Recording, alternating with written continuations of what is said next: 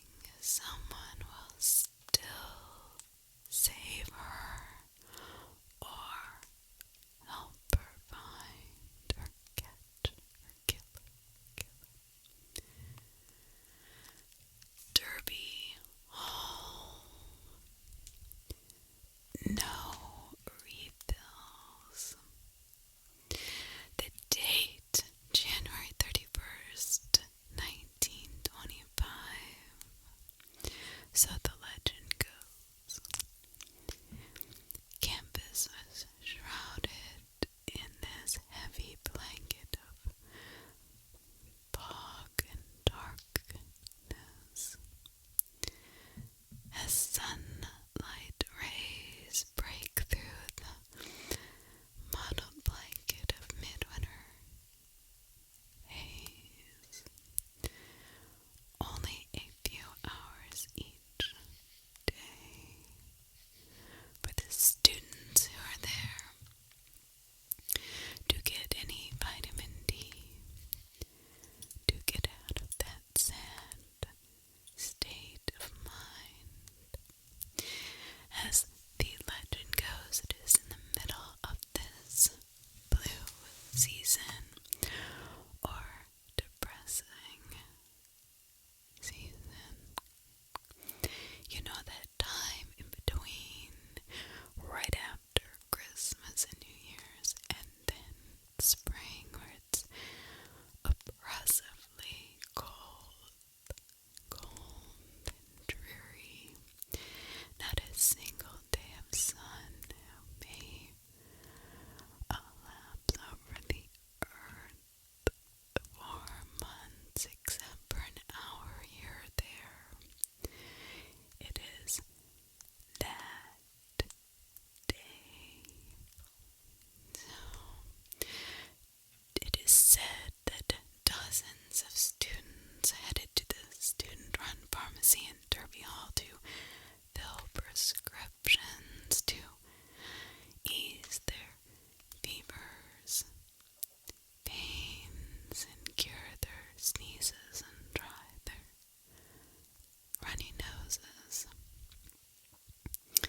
At the time, Derby Hall was a chemistry building, the third chemistry building on campus. In fact, since previous iterations had all, now listen to this, burned to the ground.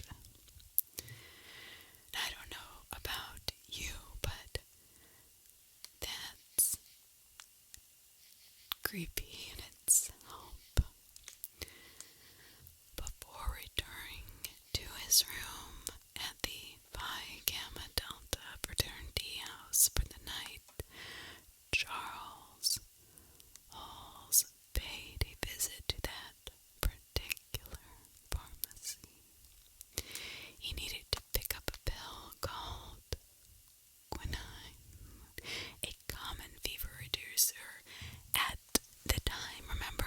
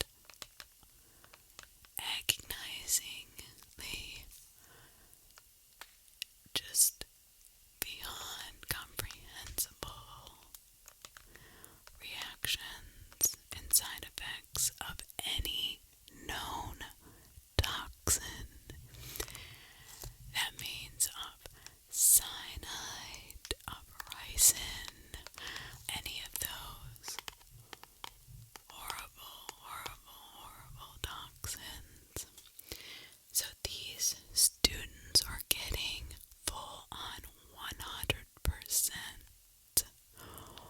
100%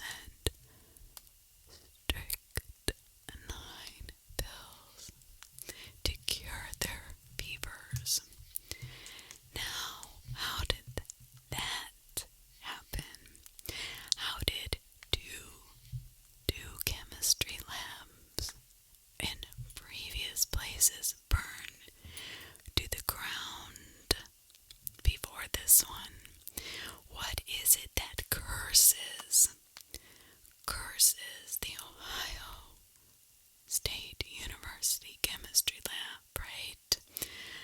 Well, the rumor has it, or as the story goes, then President Thompson believed that there was no way the poisonings were accidental. However, how do you explain all of these deaths? Nobody ever knew. They never figured it out. It's still unclear whether the poisonings were an attempted mass murder or made to target a specific individual, such as this star football player. But how does Darby Hall stand? Well, yes, Darby Hall still stands today. Its pharmacy is long gone. I had no idea when I started reading these that there was so much sinister stuff that happened in the Ohio State University history. It's freaking psychotic. I couldn't believe it when I started researching this. In the university, it's on their website, the osu.edu English department. So it is basically straight from the horse's mouth, so to speak. So continuing on, the Hopkins handprint. Hopkins Hall. Now this is more of a myth, a rumor, a hearsay, if you know what I mean. A legend in itself, but there are a few versions of this. But it's odd how there's always kind of truth in jest or example, whatever you want to say, not really joking, but there is always kind of a truth about a legend or a myth or a mystery, you know what I mean? Well, this one starts off soon after the construction of Hopkins Hall in 1960s. What is it? Well, a student partying late, or not actually, she was studying late in Hopkins Hall. She was doing her due diligence and working on a project. And again, she went to use the elevator, but it became stuck.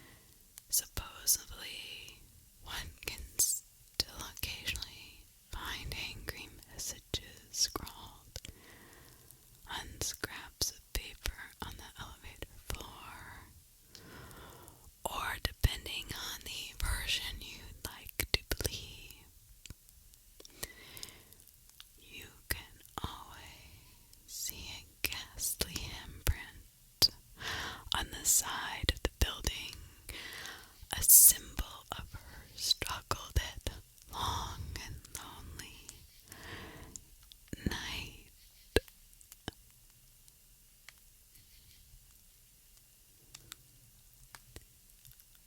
Alright, that is very strange. Apparently, yes, the student did live.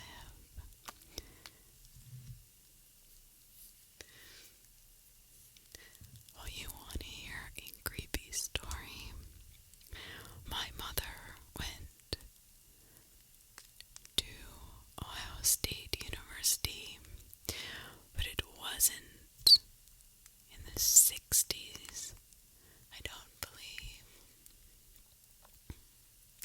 It had to have been in the late 50s, I'd imagine. Maybe like 59 or 60. But she was terrified of elevators. She went to Ohio State University. I wish she was still alive because she is deathly, or was deathly afraid of elevators, and she said she got trapped one time and couldn't get out. And that was what terrified her of elevators. Now, I don't know the student's name, but I'd be really curious to know who it was. That's really interesting. I wish she was still alive. Maybe she knew the student.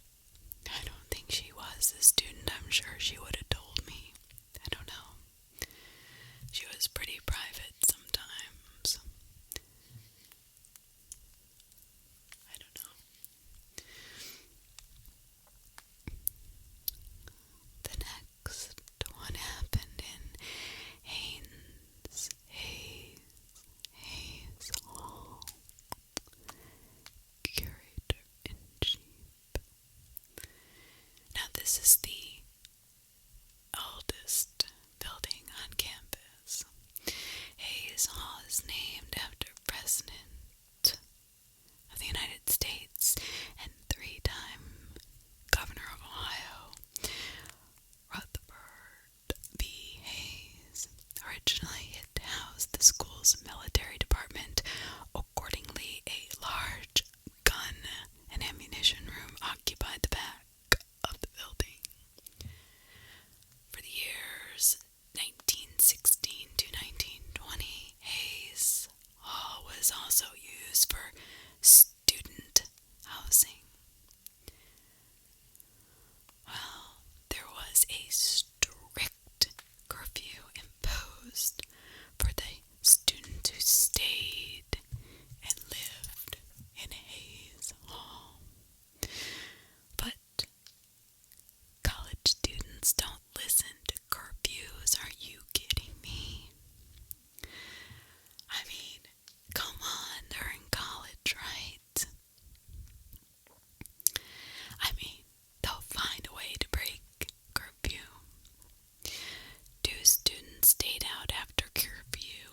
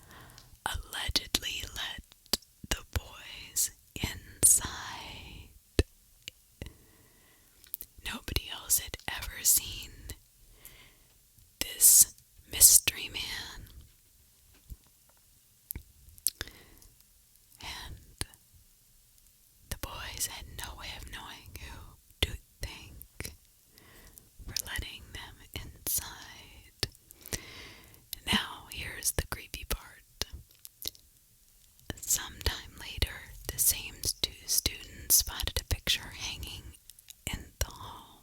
It was an image of the man that had led them inside to be none other than Rutherford B. Hayes himself, who had been dead for a quarter of a century by then. Eugene on the scene. Ohio Union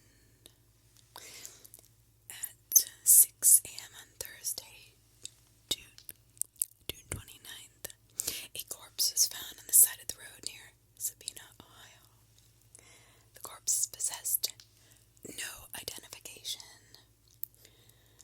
at all, besides a written address, 1118 Yale Avenue, which turned out to be a vacant lot in Cincinnati, Ohio.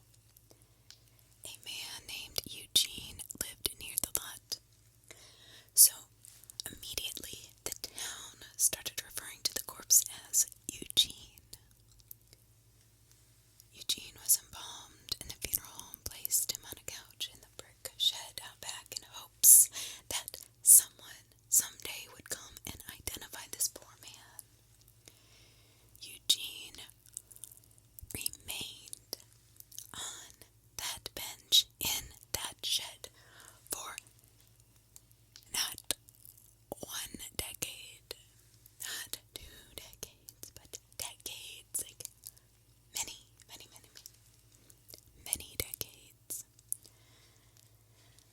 In Sabina, word of this grotesque display began to spread like wildfire.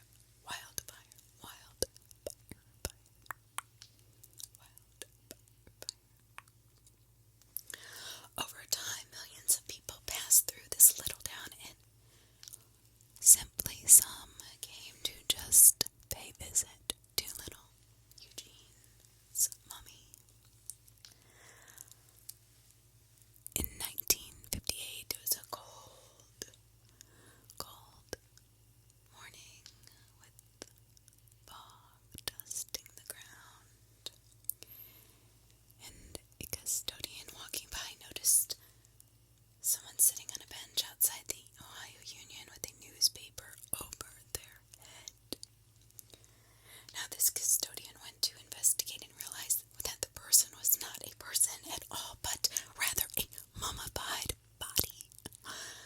None other than that of the body of Eugene from Sabina, Ohio.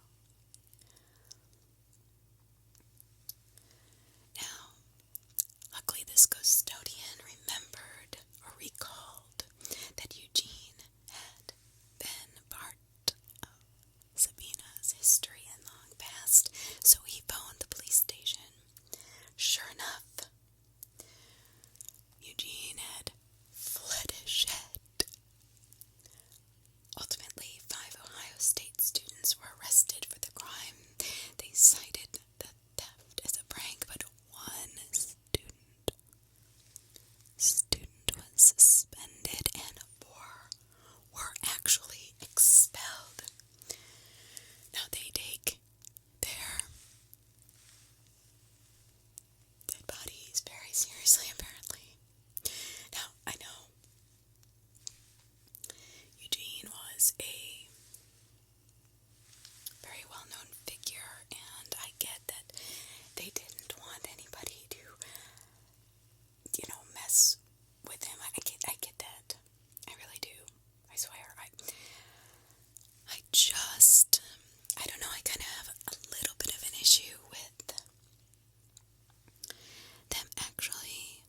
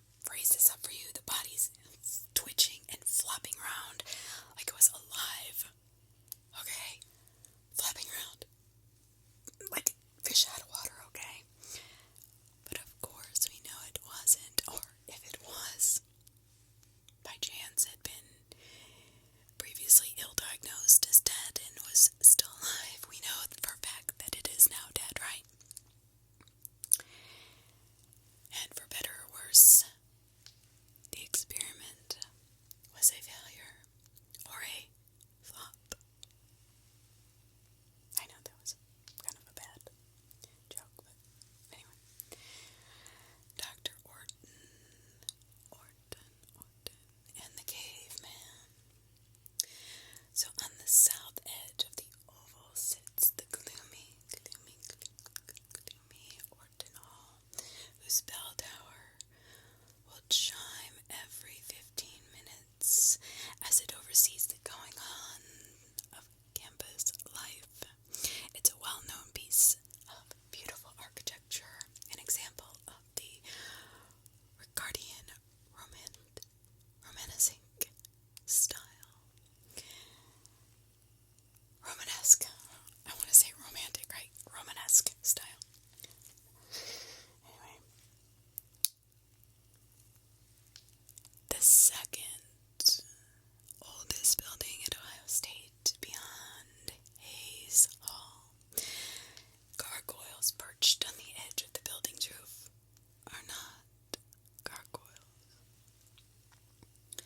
They are prehistoric creatures that are far stranger looking than any fiction would ever allow.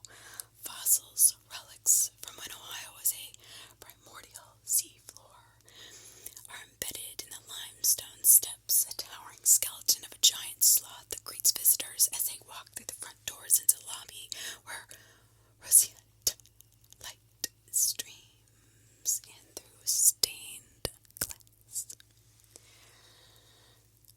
Well, the building was beloved by Dr. Edward Horton, Sr., the professor of geology for whom it was named after. It is spoken that he used to love reading in the tower by lamplight. The ceiling is scarred by torch marks from the lamp. Some whisper that one can still sometimes see the glow of its flickering light. Flickering light. Flickering light. Shining through the night, and, well, not any other reason than to frighten curious students. And of course he makes noises around the building and chills the air. In the 90s, 2 psychics came to visit Orton. They were trailed by a reporter from the Lantern who wrote that the psychics sensed a ghost of a Cro-Magnon. Okay, man, haunting the museum. Okay, that's kind of creepy. Supposedly he's upset by his surroundings and doesn't understand his place in time, and will go around the museum slamming doors, banging on walls in sheer utter frustration. Can you imagine? Oh my gosh. A Cro-Magnon. Okay, this is basically, your caveman guy going, what am I doing here? This is crazy. This is crazy. So it's, I guess, not according to the psychics, Mr. Orton himself. No. It is a Cro-Magnon man that haunts the museum. I don't know, believe what you may, believe what not. I personally think that whatever is haunting that building is probably much, I don't know, more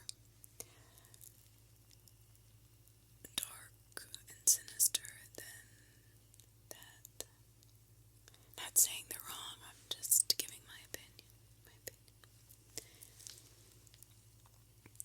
Dr. Clark and the Pink Party Girl. Bummer Renee Hall. I don't know how you say it. I'm sorry if I butchered that. Ohio State, I do love you. Go Bucks.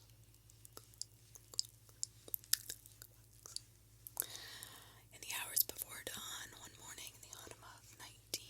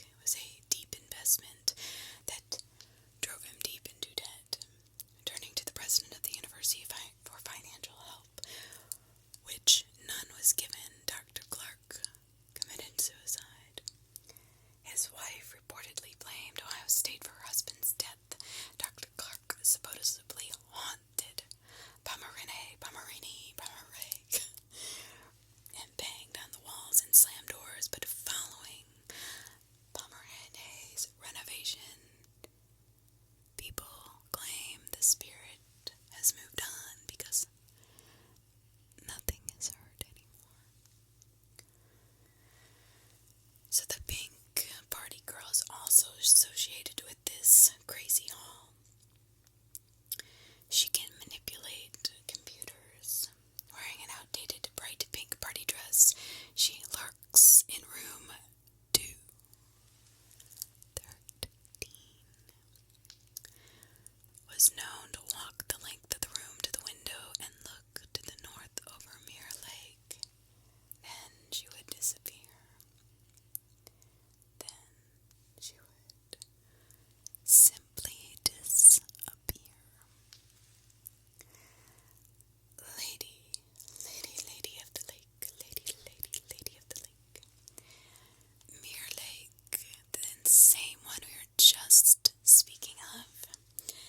So, this is the most widely spread ghost story at Ohio State. The Lady of the Lake, and I have heard this so many times from my mother. My mother went there. And from my cousins. So yes, it is true that this is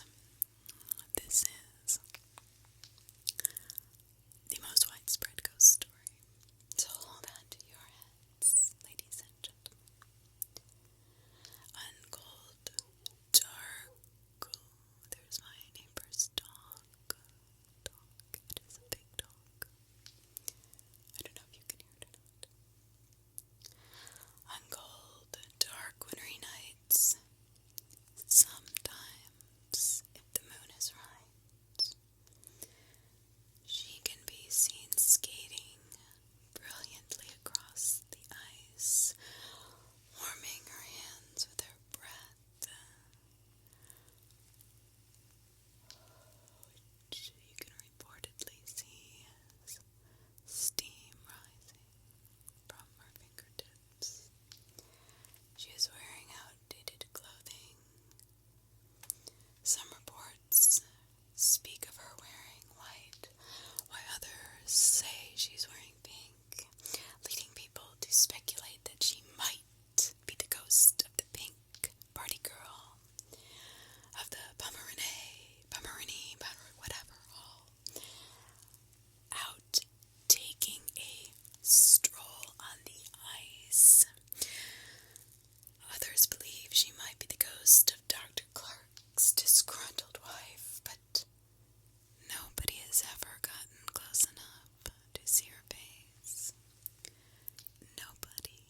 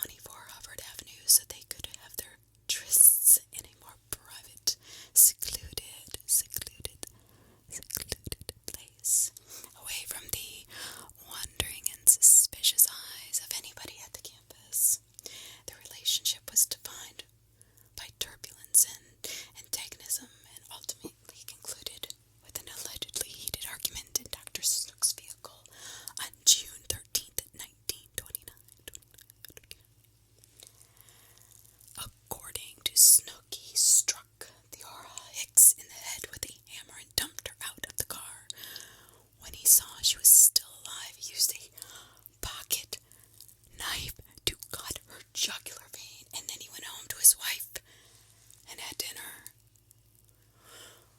Who does this? What in the hell?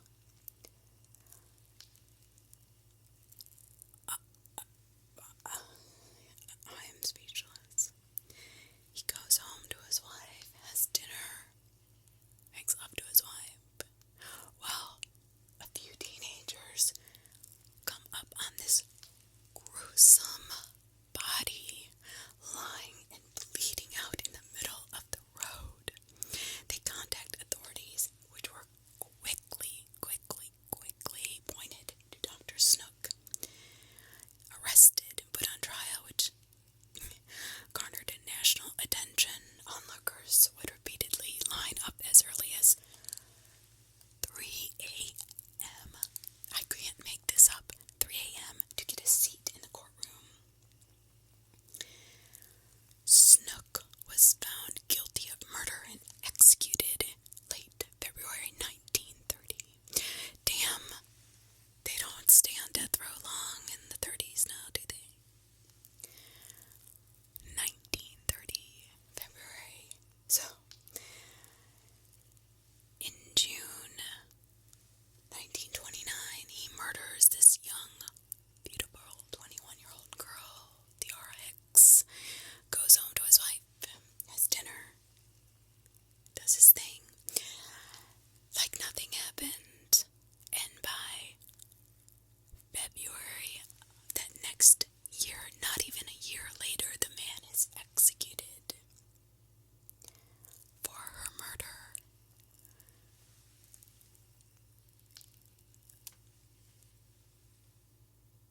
I think that's fair. What do you think? What do you think? I think that's horrific. I want to ask you before I continue, has anybody heard these stories before of Ohio State University's campus? I have not, so I am a little bit shocked at what I'm reading. And I think I'm going to do a series of campus stories, legends, and truths, something like that. What do you think? What do you think? Let me know in the comment section what you think about this. I find it quite interesting.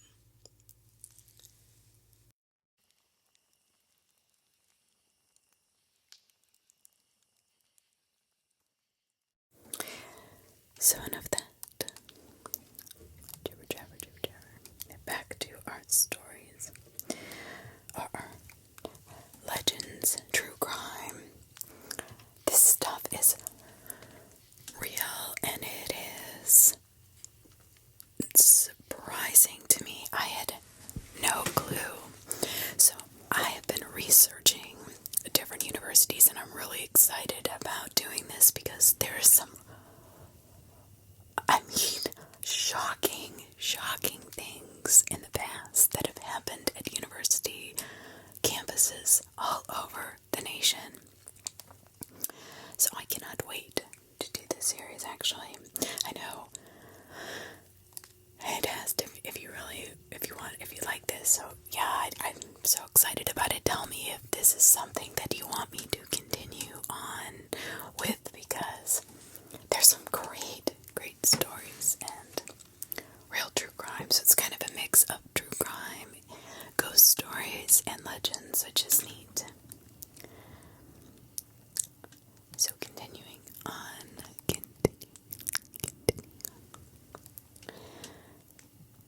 Dr. Death, Rhodes Hall, still at Ohio State University. Ohio State's not just the university, the actual state of Ohio, run in with our very own Dr. Death Rhese. Began in 83. Seemed like the era of the super supermoon of serial killers and horrific people, right? I've often said this. So in 1983, Michael Swango, just out of medical school at Southern Illinois University School of Medicine. Now he got his own internship, a surgical internship at the now Wexner Medical Center, but then was called the Ohio State University Medical Center. So this surgical internship was to be followed by a residency in neurosurgery. So this man, Michael Swango, was supposed to be a neurosurgeon. Well, he started his residency work in Rhodes Hall at the Ohio State University. Almost immediately, guess what? Patients who were previously completely healthy began to perish. But not just once a month or once every 6 months, but alarming frequency. Each and every time one of these patients would pass away, Swango had been the intern on duty. Nurses recant seeing him enter patients' room during times he should not have been there at all. So this was alarming and very disturbing news. But what happens when one of your patients that you're trying to kill actually survives the wrath of your lethal hand? Well, a surviving patient of Michael Swango said to a nurse that was on duty that Michael Swango had injected her with a mysterious substance right before she began having life-threatening seizures. One of the nurses also witnessed him injecting a patient with a quote-unquote medicine, only to have the patient become mysteriously violently ill later on that evening. No prior issues. The patients were just in for, let's say, the flu or maybe a high fever, something like that, an infection that was minor,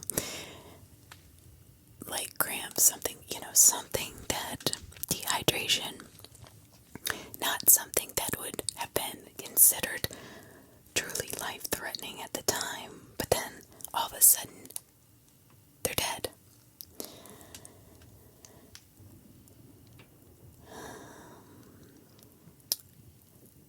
The nurses decided to bring their concerns to administration, which is what I would have done.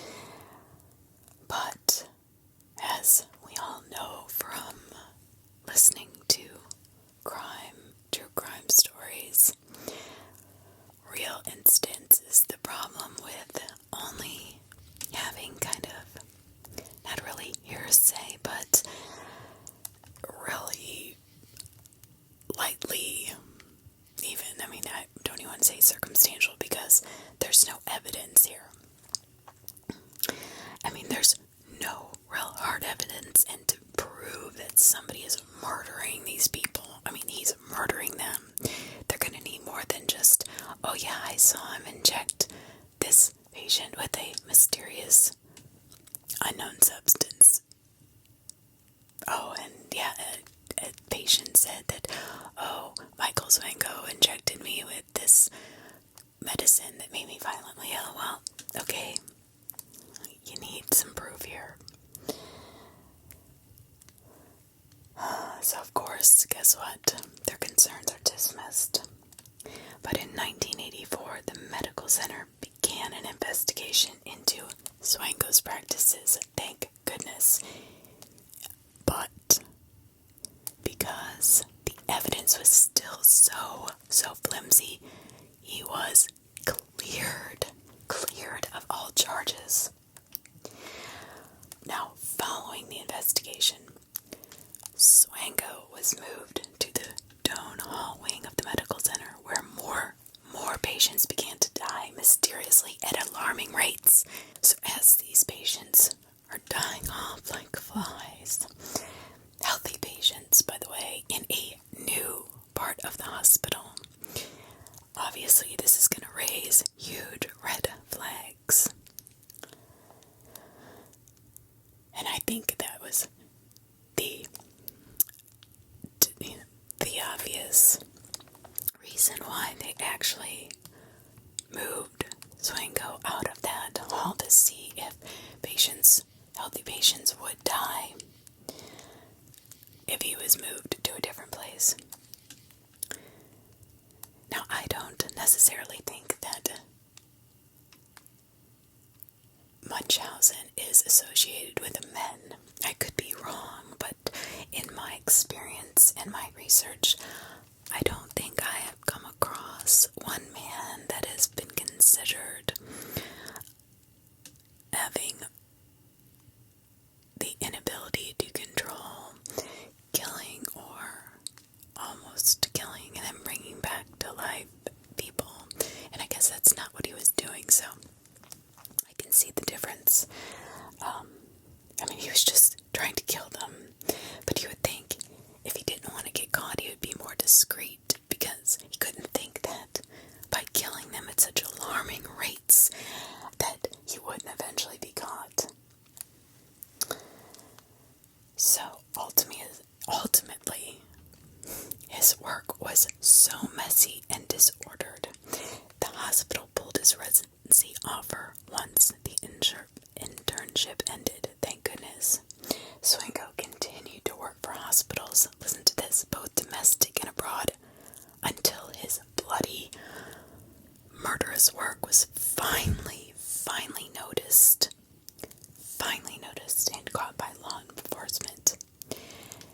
Today, he is incarcerated in Florence, Colorado, where he is serving three consecutive life sentences, thank goodness. But officials estimate he may have been involved or been the murderer of 60 patients and colleagues.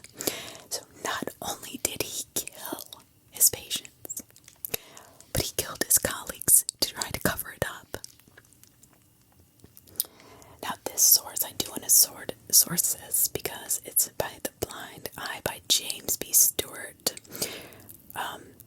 printed by Simon & Schuster in 2012. I believe this is out of a medical journal, so I did want to cite that for reference, because I find it to be fascinating. So this is Ohio's own Dance with Dr. Death. Jeez. Oh my god. 60 patients and colleagues. And not just nationally, internationally. Can you believe this guy? The sheer narcissism and just disrespect for human life. I would like to read more about him, because it sounds to me like, I don't know about you, and you can answer this in the comment section. I don't know about you, but it almost sounds like he got into medicine to murder people. Like, there's something in his background that murder was his whole motivation, to get his his medical license.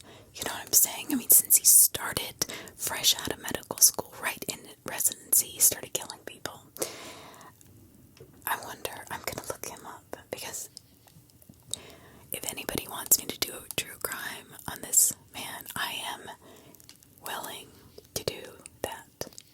This is really interesting to me, because I'm more interested in not on, like, the victims, because, you know, that really emotionally drains me, but I am curious as to why this man seemed to have only been interested in going to medical school simply for the simple fact that he wanted to kill people. That seems to be his primary drive to get his medical degree, you know what I mean? So that, if anybody wants me to do true crime on that, I am very interested in researching him further. So just let me know in the comments.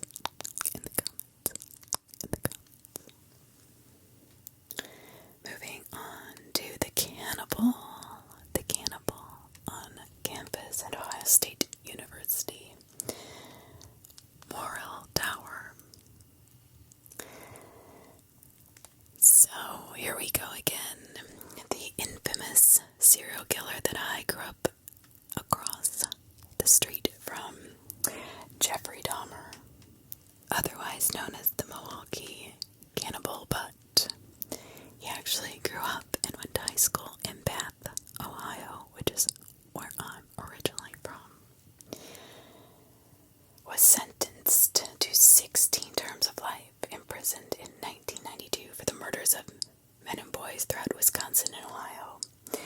When he was 8, the Dahmer family settled in Bath, Ohio, where he attended Revere High School. So did I.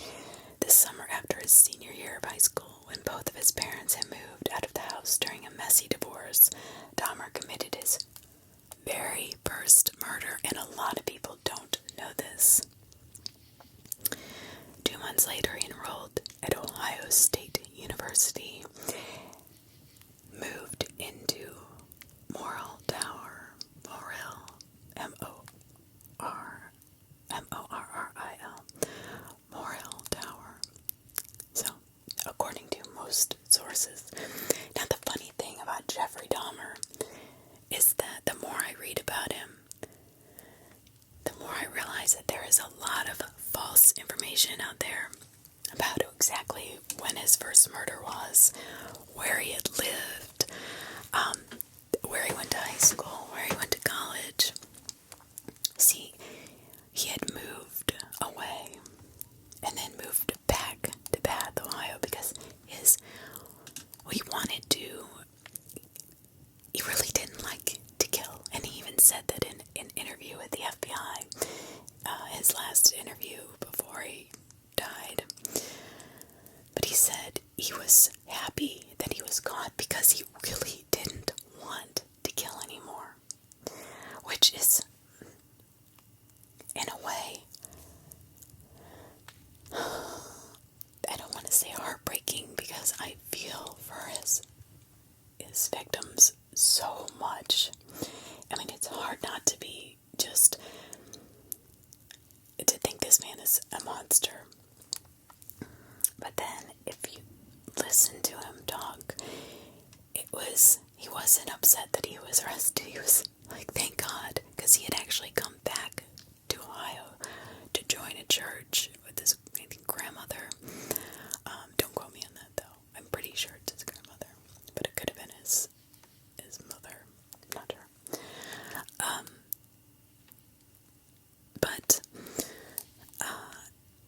And he stopped killing, and then it was just something in him forced him to go and start killing again. I don't,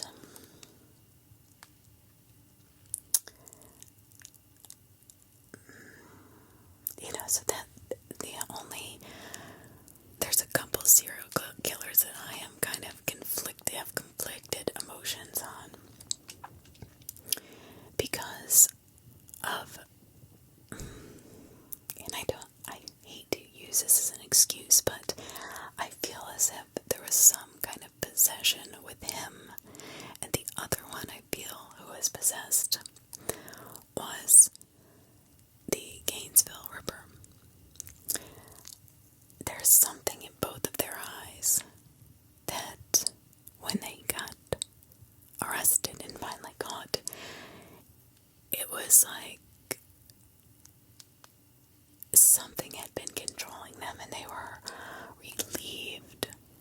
of whatever it was that was forcing them to do this. Now, if you agree with me, disagree with me, I don't even know if I agree or disagree with myself. It's just an intuition. It's just a feeling I have when I see them before and then after they've been relieved of this by being put in jail. And it's a strange, those are the only two that I really have noticed, that their eyes, there's something in their eyes that looks different. Does anybody else recognize that? I would be really curious to know. I've mentioned the Gainesville Ripper in a previous video. Now, I don't know if Jeffrey Dahmer was necessarily possessed, but it just seems like something was forcing him to do it because he didn't want to. He really tried to stop or not even have these feelings. He didn't want these feelings. He just wanted to keep his victims there with him. He wanted them to love him and stay with them. He didn't want them dead. That's what he tried to lobotomize them. I don't know how we would even think this would work, but by putting bleach, drilling a hole in their skull and injecting them with bleach, I have no idea how that would be a good way to lobotomize somebody so they would stay with you and be alive. I don't know. But people do weird things. But I always found that to be extremely sad. And not that I don't have any less anger towards him or any belief that he should have been, given a light sentence. No, he got what he had coming to him. That's what I feel like. But those two serial killers, I can't even explain it. I just feel like there was something else in their eyes, in the pictures of them while they were being arrested, and then after they had been arrested and in prison for a while. There's just something different. I can't put my finger on it.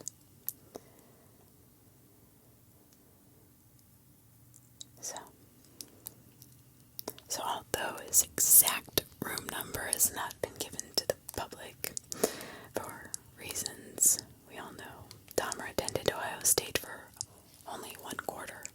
He did very poorly on account of his rampant alcohol abuse. He then dropped out. Then, of course, we all know what happens next. The Richter scale. So, the collection, Supernatural, in the Thompson Library. So, serving at the university for 46 years, Olive Branch Jones worked in various libraries across Ohio State University campus. Now, she is best known for her work in Thompson Library, where she would oversee the gathering of many particularly special collectible items. Not just books, but today they are stored in the lower levels of the library. All of these special editions, collections, first editions. I'm assuming maybe artwork, signed copies, things like that, maybe art pieces. There have been many sightings of her ghost. Olive Branch Jones haunts the basement of Thompson Library. Now she roams the stacks of all her special volumes, editions, collections, or pieces, whatever she loved the most and had collected over the years. She protects them vigilantly. And this has been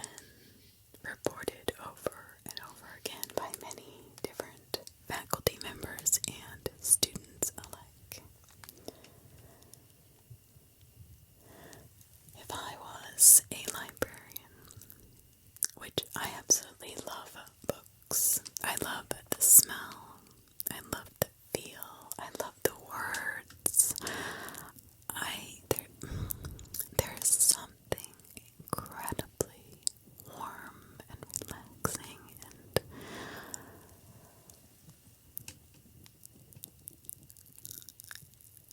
very nostalgic about reading a great book. Does anyone else agree?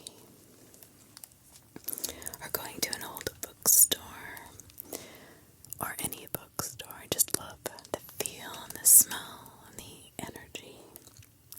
I don't know. So, continuing on to haunted Ohio State University, myths, legends, and murders. The body. Again, we find a body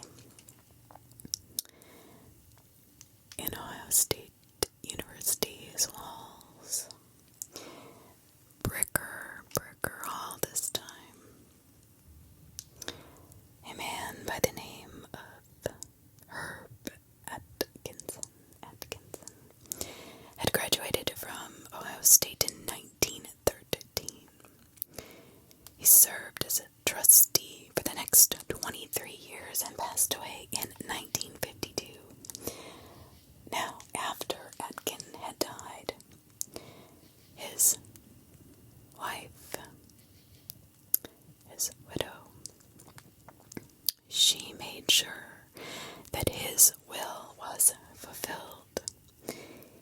In his will, he requested to have his remains buried somewhere on Ohio State University's grounds. Can you believe this? I mean, I loved going to college, but I don't know if I loved college that much.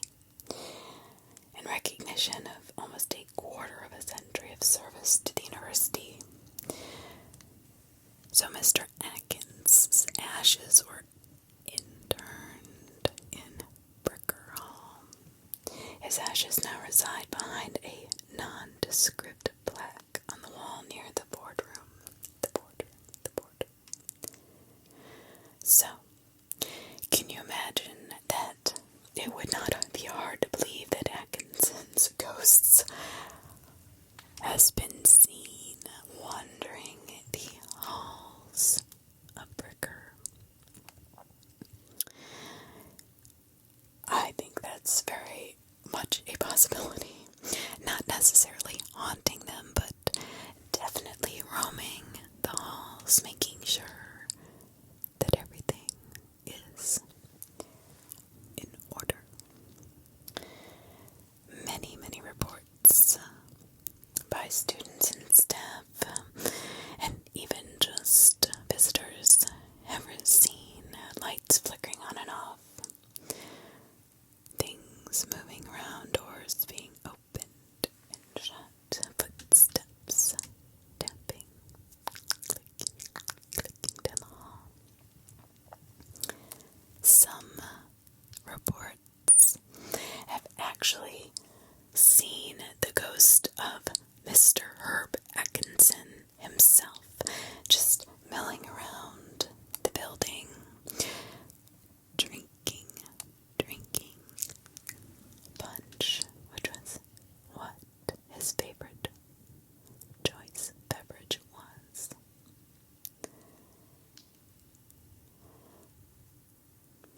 So these stories are all beautifully dug up, recounted, referenced, and researched by none other than the English department at Ohio State University. So on this, I'm just going to, because it is a educational site, and I really find this to be fascinating. If you know of any of these stories, or any other stories that deserves to be be on this list. Avery Samuels, please. Requests that you email him at english.communications@osu.edu. So that is english.communications@osu.edu, or you can contact them via email english@osu.edu. Call them 614-292-6065.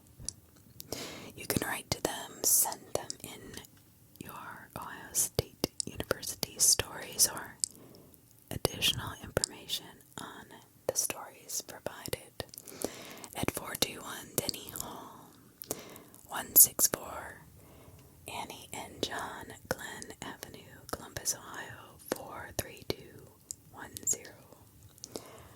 I find that to be a fascinating zip code, don't you? Because backwards it's 0, 1, 2, 3, 4. How crazy is that? Right? Or if you prefer to fax your story in at 614-292-7816, that is also an option. But please do visit english.osu.edu for your own personal readings of this. I find this to be fascinating, and they did such a nice job.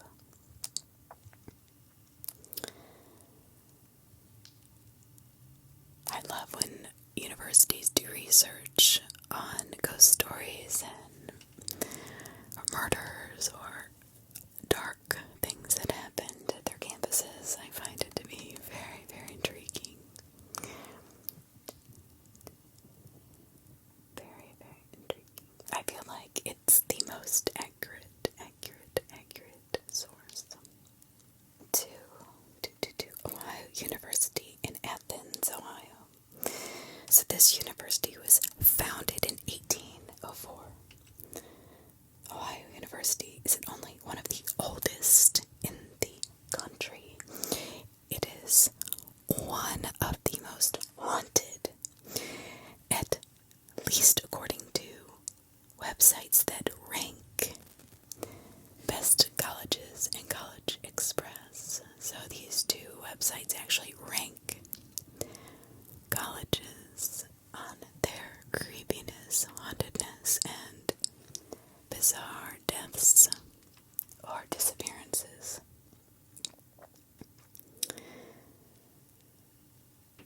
This campus is also featured in the very first episode of The Scariest Places on Earth in the early 2000s.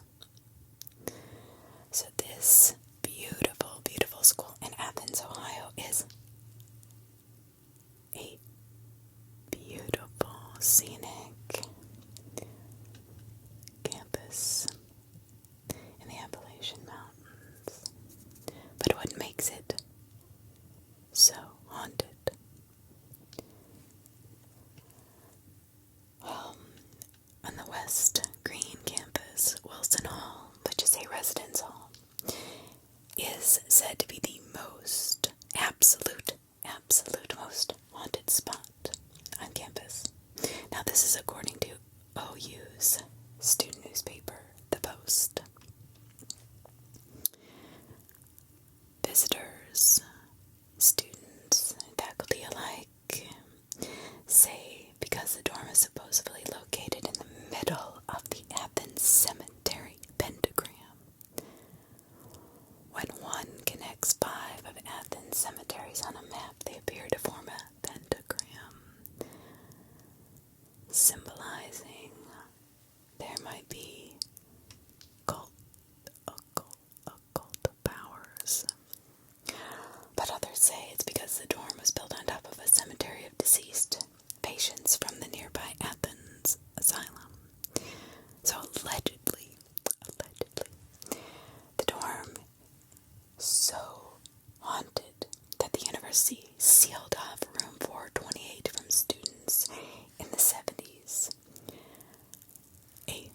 female student allegedly died under mysterious circumstances in this room.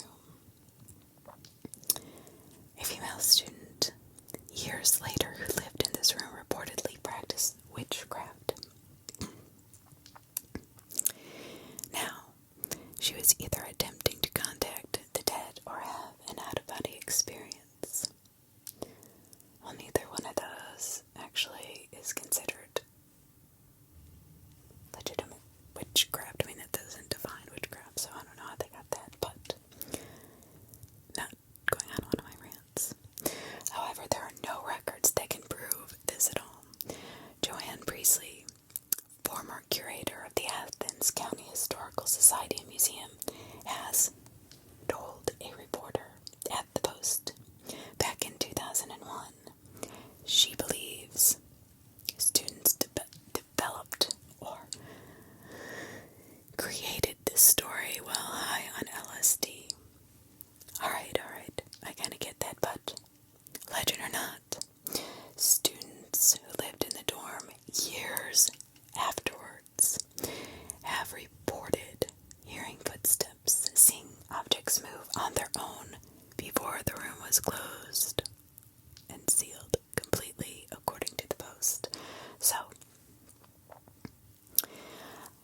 I can see where this historian is like, this can't be true. You know, historians are very logical, and everything has to be proven, right? Based on fact only. And since there are no records, this is what she's saying. Now, believe more logical point of view, or maybe the more truth or mystical point of view that we don't always like to accept. I don't believe that every student that has reported seeing, hearing, or experiencing something years later is on LSD. So I would have to say that her actual report has to be discredited because so many more students said they've seen, heard, and experienced supernatural things. So that's just my opinion. University archivists and library records have debunked legends about Wilson Hall. Of course they have. So the story remains a campus legend.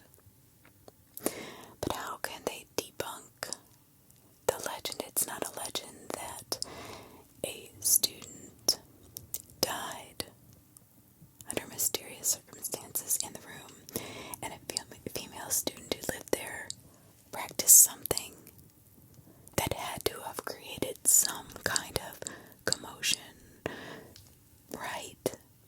So that is not fabricated in any way, shape, or form. And then it was so haunted that the room 428 had to be sealed off. I mean, that's a little bit dramatic of a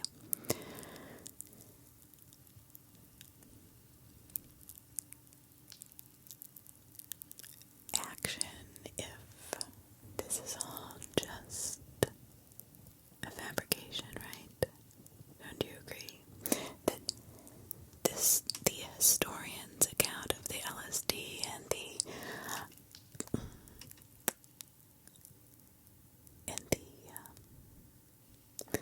library records and university archivists debunk the legends. It can't be, because why would the actual university go to such lengths to keep people out of that room?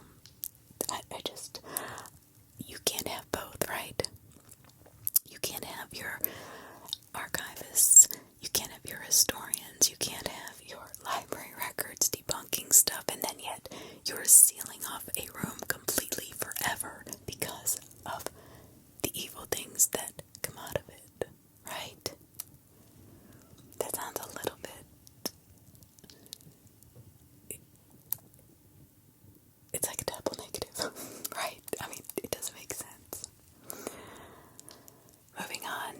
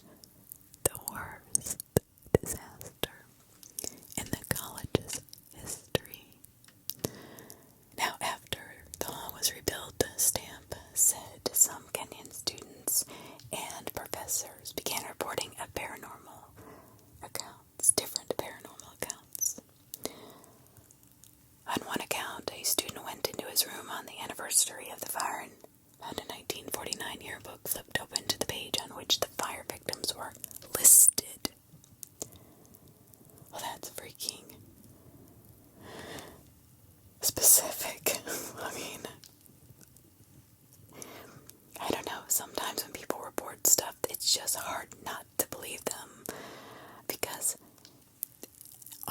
they wouldn't be alone, and if they would report it, people would be like, I want to see, did you even have a 1949 yearbook, right? You're not just gonna go on, somebody's account, kids are like, yeah, prove it. Well, others have recounted more peculiar ghost sightings. Some students have reported seeing ghost figures visible only from the knees up on some floors and seeing suspended pairs of feet on other floors. Now that's interesting. Now, if we think about a fire and how they might have been, this is before. Remember, these people were killed in the fire and then it was rebuilt, so it may not have been built in the same level, so maybe the people are standing where the old floor was.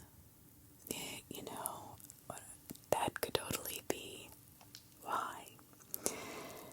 Now, I'm going to read what Stamp says. This is because an old canyon was rebuilt. The new floors are built 18 inches higher than the original. Oh my god, that just gives me chills because I swear on my daughter's life, I did not read that before. It was just a guess. The ghosts, it seems, were still walking on the original floors. That is exactly what I was thinking. Oh my god. I just got shivers, like, seriously. A recent paranormal event is one of the scariest and most haunting of all. But not exactly how you might be thinking.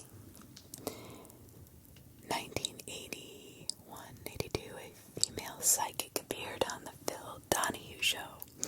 Now, she tells the audience that the gates of hell were located in Gambier, Ohio, which is conveniently also home to Kenyon College.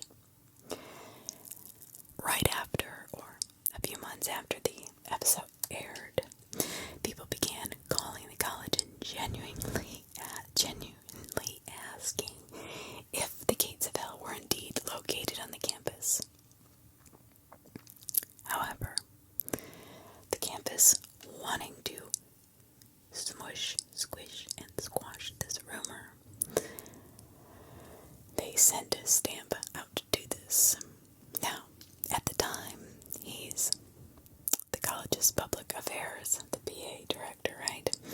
Now he's trying to calm this all down, that the gates of hell are not located there. Now they ordered a transcript of the episode.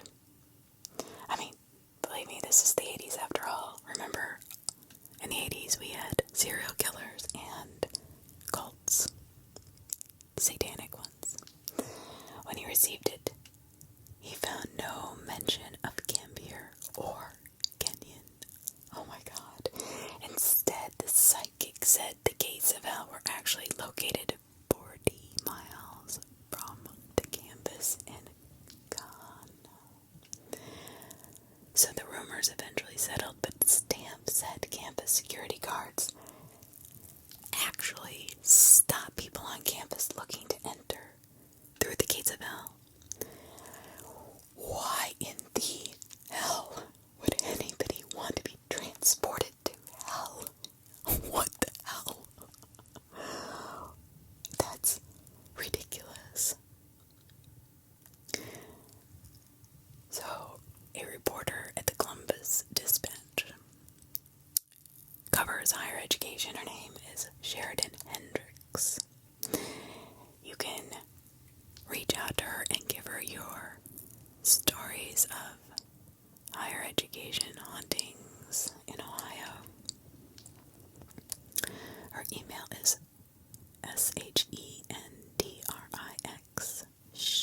SHENDRIX Shendrix SHENDRIX at dispatch.com, or you can follow her on Twitter at Sheridan120.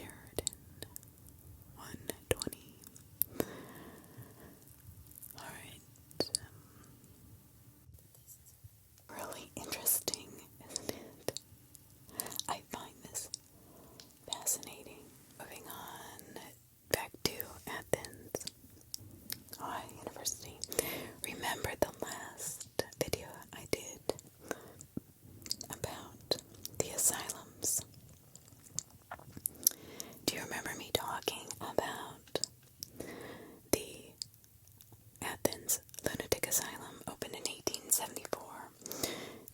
it specialized, just to recap, in the treatment of the criminally and mentally insane.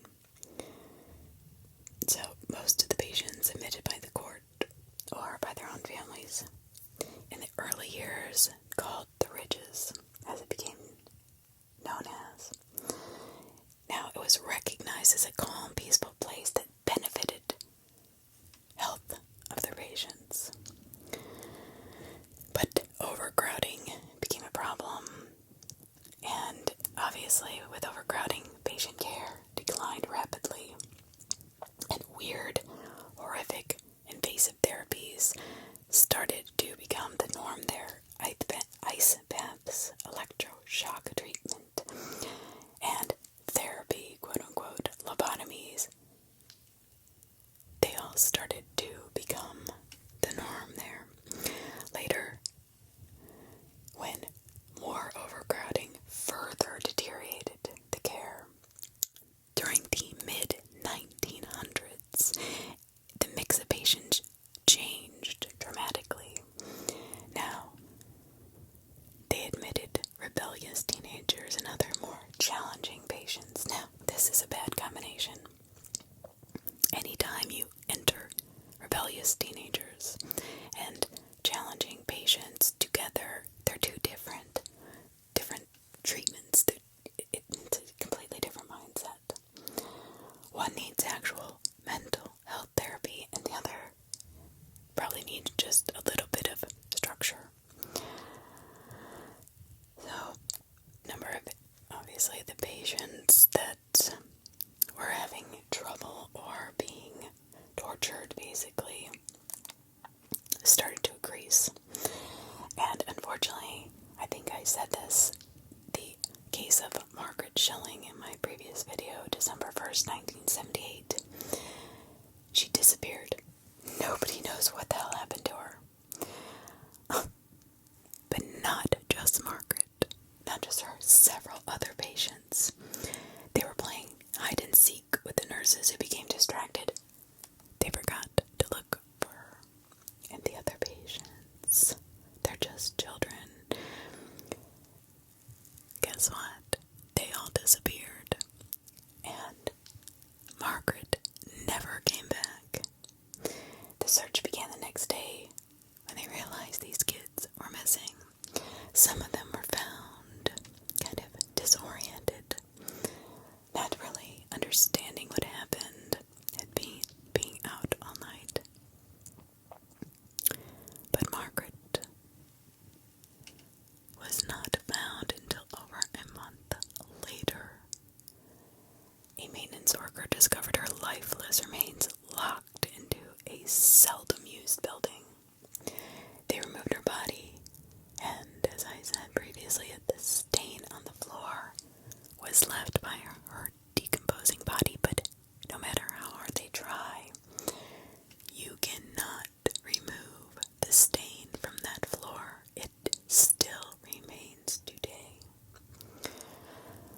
Alright, so in 1993, the asylum closed with all land and buildings donated to Ohio University, and I think that's where I left off. So the students who started to attend classes at the Rheses, especially at the Kennedy Museum of Art, where it was established, and plans developed to turn the property into a mixed-use university development.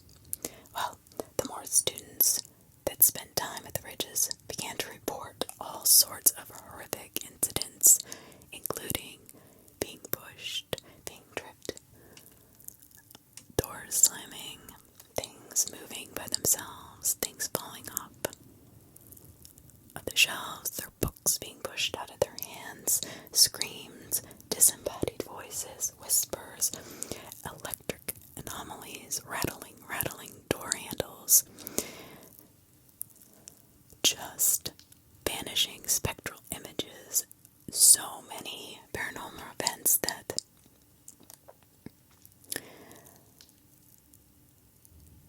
it really couldn't be debunked. I mean, all these students could be lying about the exact same thing, and they didn't even know each other. I mean, that just doesn't happen. But do you know where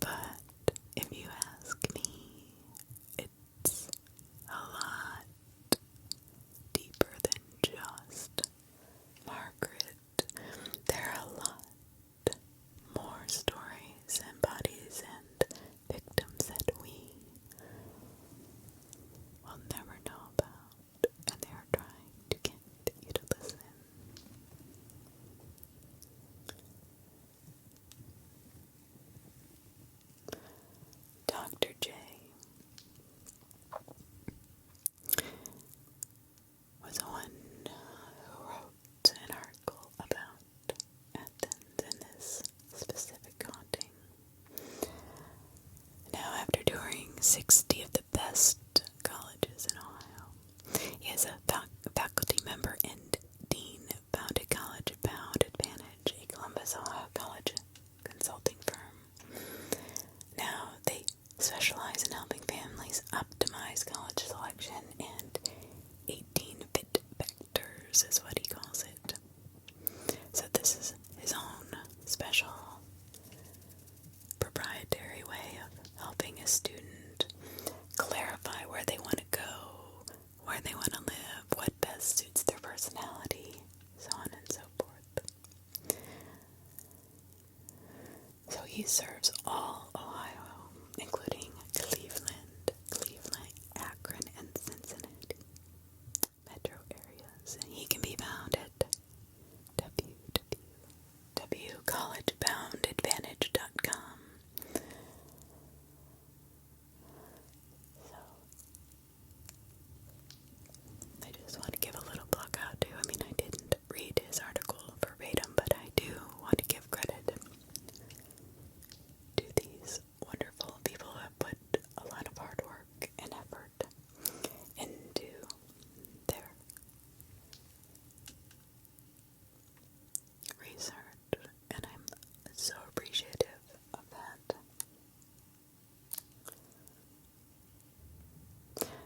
So, Jay Young again goes on to discuss Tiberius. I know Paynesville, Ohio. It is a small town near where I live, near Cleveland. Now, on the east side of Cleveland, Paynesville, Ohio. So you should visit the campus of Lake Erie College, founded in 1856. Enjoy exploring historic buildings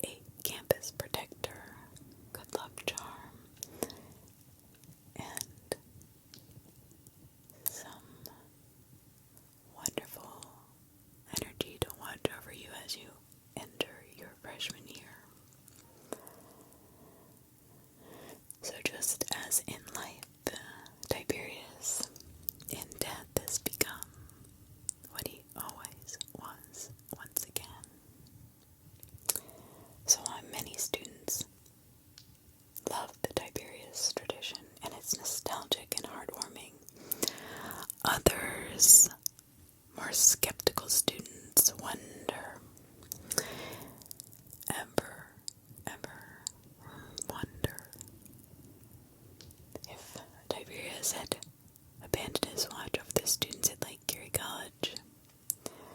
And rightfully so, but why, you ask? One warm spring night in 1957, two women woke up in the residence hall to the sound of a frantic barking dog. Now this is how the legend goes. So the two women got up to investigate. They walk cautiously to the sound of this howling, crying, frantic dog. They discovered the front door of Memorial Hall was on fire. They rushed back in. Woke up 17 other girls who lived in the dorm at the time. All 19 of them stood outside in only their night clothes and light coats, watching as Memorial Hall and all their possessions burned to the ground. But, you see, nobody can determine the source of the barking. The next day, students congregated near the statue of Tiberius, wondering, curious, if their dog spirit had once again risen to protect his beloved students. Or, as I was saying before, some more skeptical, more morbid thoughts run rampant as well, that Tiberius actually started the fire. To those who did not follow the tradition of petting him. I don't know, what do you think? Today, Lake Erie College is on its fourth Tiberius statue. Now, some students still seek protection and good luck by patting him on the head.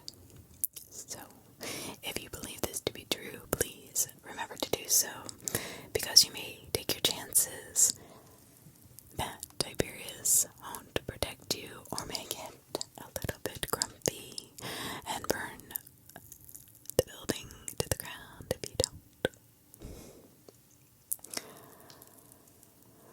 There's always three sides to every story, right? His side, her side, and the truth.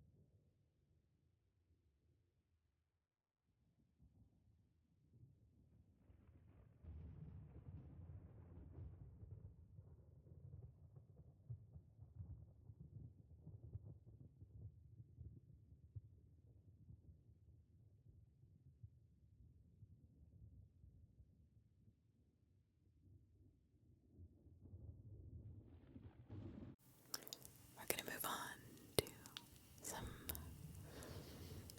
stories, ghost stories, that I find quite unique. University I don't think we have ever spoken of, Miami University, and the Oxford Light.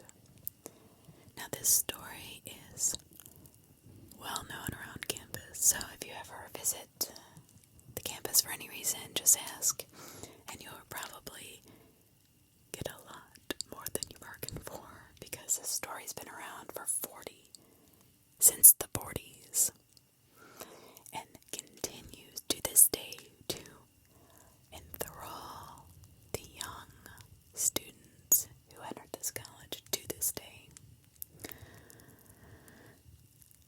This story is about a farmer, his daughter, and a boyfriend, of course. Kind of like I don't know, up-to-date or current version of Romeo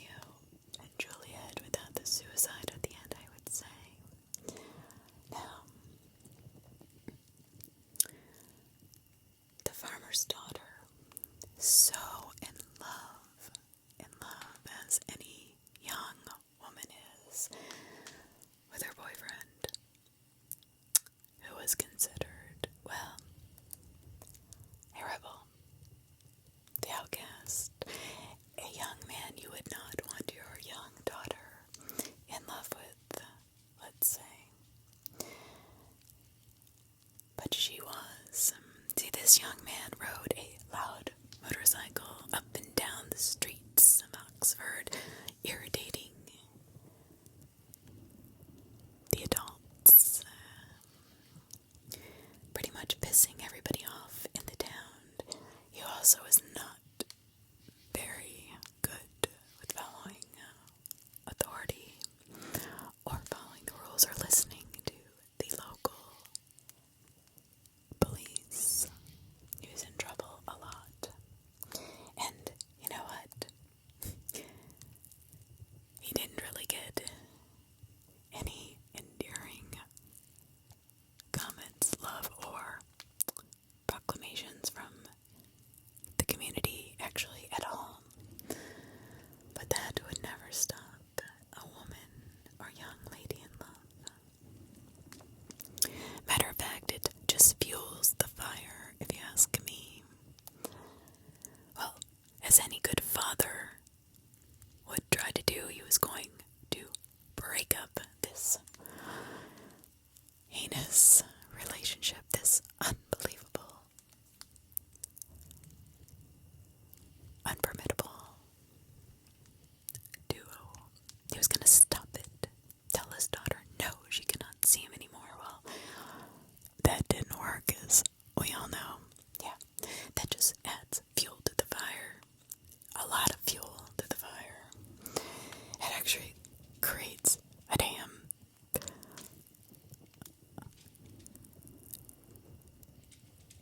I can hear my dog tapping at the door. A damn bonfire. So what was just a flame is now a roaring brush or bonfire. So, as a farmer pushed to discourage this romance, the young couple got smart, and as legend has it, the father, unaware that his daughter and her boyfriend were meeting up late at night or early in the morning when everybody else was asleep, started to get suspicious when she did not push back to see him when she did previously. Something had been going on. He just knew it. Well, so he finds out about their late-at-night rendezvous. But now we're in a forest fire because he just added more fuel by saying, "Oh, I caught you. You cannot see him late at night. Go to your room, young lady." So what she did, the clever, determined young woman, she set up a signal system with her boyfriend. She would flash the porch lights once, twice,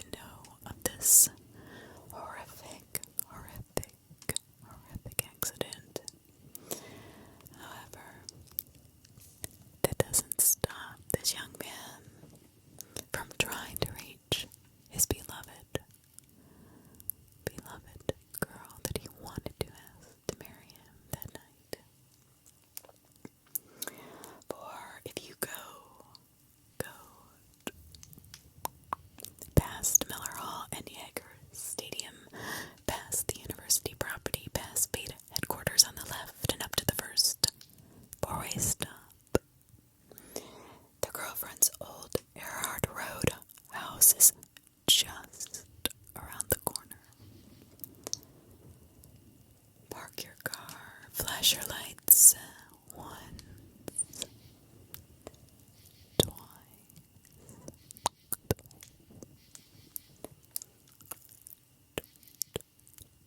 3 times, 3 times, and wait for the Oxford lights in the distance. So, more of a true crime, but still a mystery. At the Ohio State University in 2006, March that year, Brian Schaefer, a very smart medical student,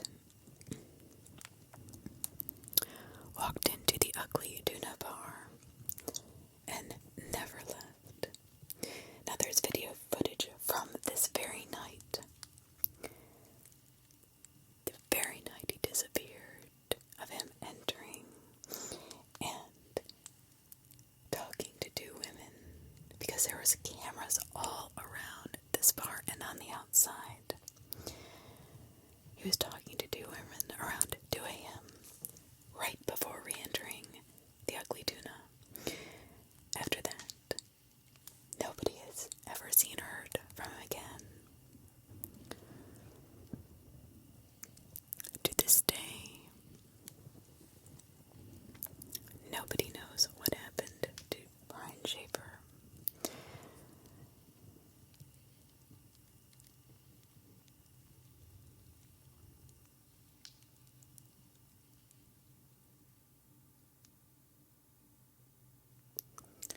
Hall Road in Mooney's mansion.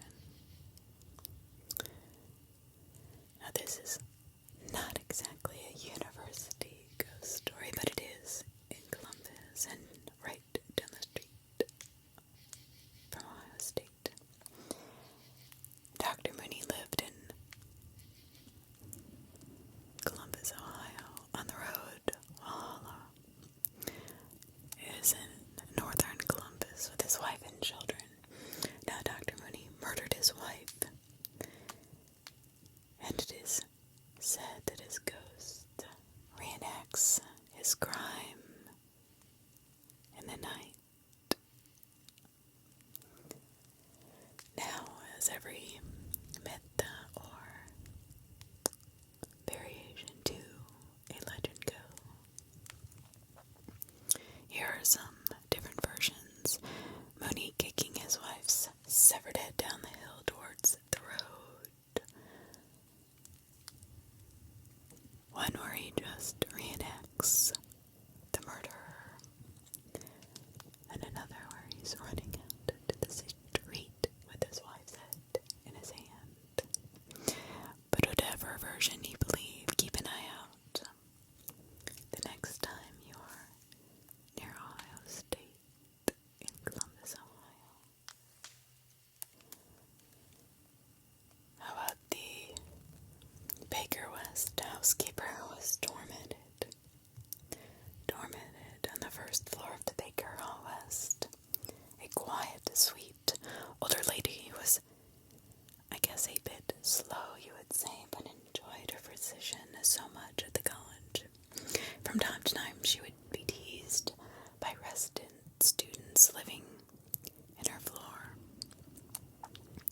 But for the most part, she was well respected. One year, she had a hallway of entirely male students who were particularly rude and rowdy. The group would constantly prank her, leave the facilities in horrible condition. Until one day she decided enough was enough. She told the boys that if they did not quit with the pranks and disrespect, she would stop cleaning their spaces. As you know, threats do not bode well with young adults. And the boys did not respond well, and instead, they decided to play another horrific prank on her.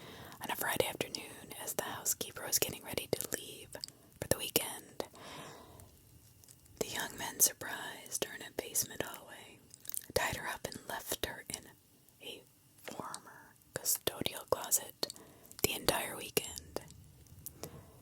Unfortunately for this sweet old lady, that room has several leaks and floods. Well, they left her on the floor covering the drain. The room flooded over the weekend, drowning this sweet woman. She was discovered the following morning, but it was too late. These young men were held accountable, and the university drilled a sizable hole in the floor of the room to make sure it would never flood again. And things seemed to move on as if nothing had happened. However, shortly after, there were sightings of a shadowy figure all throughout the Bakers Hall. And if that's not creepy enough, only men have reported seeing this figure. And the story is told that the shadowy figure is a spirit of the housekeeper, and she will haunt the men living in either Baker East or Baker West.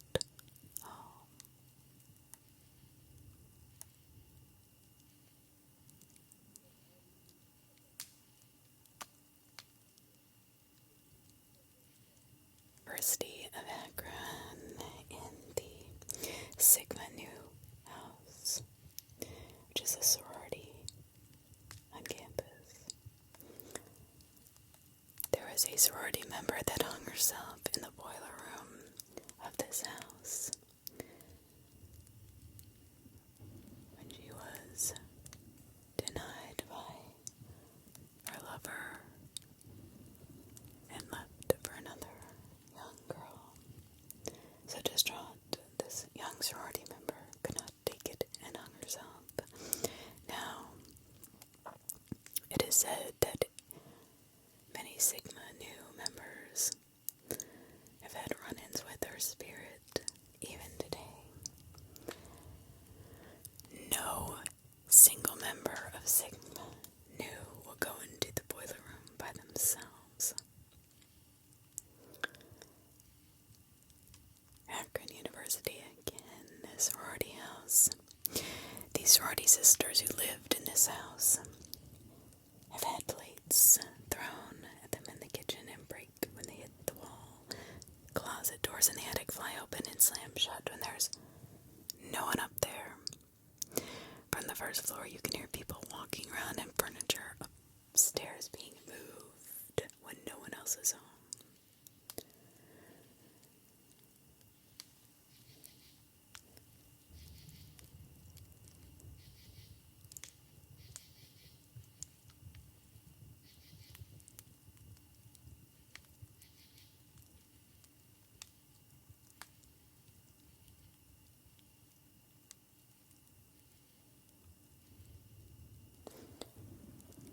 So, apparently, as I said earlier, that Ohio University in Athens, Ohio, is said to be the most haunted university in the nation. Or so it is said, but the last story said it was the most haunted, so who knows? But this account says that this is the most haunted building on this campus. It is the Wilson Hall on West Green. Well, the last hall was also on West Green, so maybe it's just this side of the campus. And records show that the dorm, because this is a dorm, was built over an old Indian burial ground. That makes sense, right? That on the west side of Green that the campus is on in Athens. That makes sense, right? And that's why it's so haunted. So students have reported seeing most of the hauntings centered around the fourth floor. The reports are apparitions, hearing disembodied voices, noises, mysterious slamming of doors, mystery giggling, talking, and sinister laughing. It is also said that people be walking through the hall, and flying objects or their books will be mysteriously shoved out of their hands. I don't know, you tell me.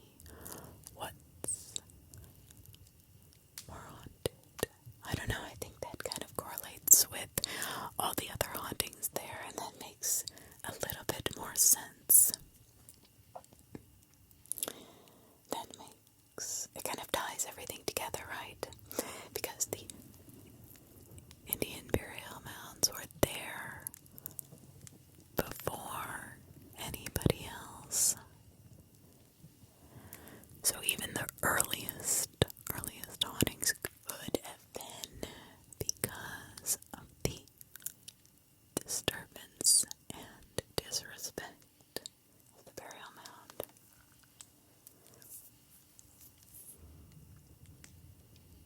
Now, some people have asked me, how do you get around a house that you have purchased?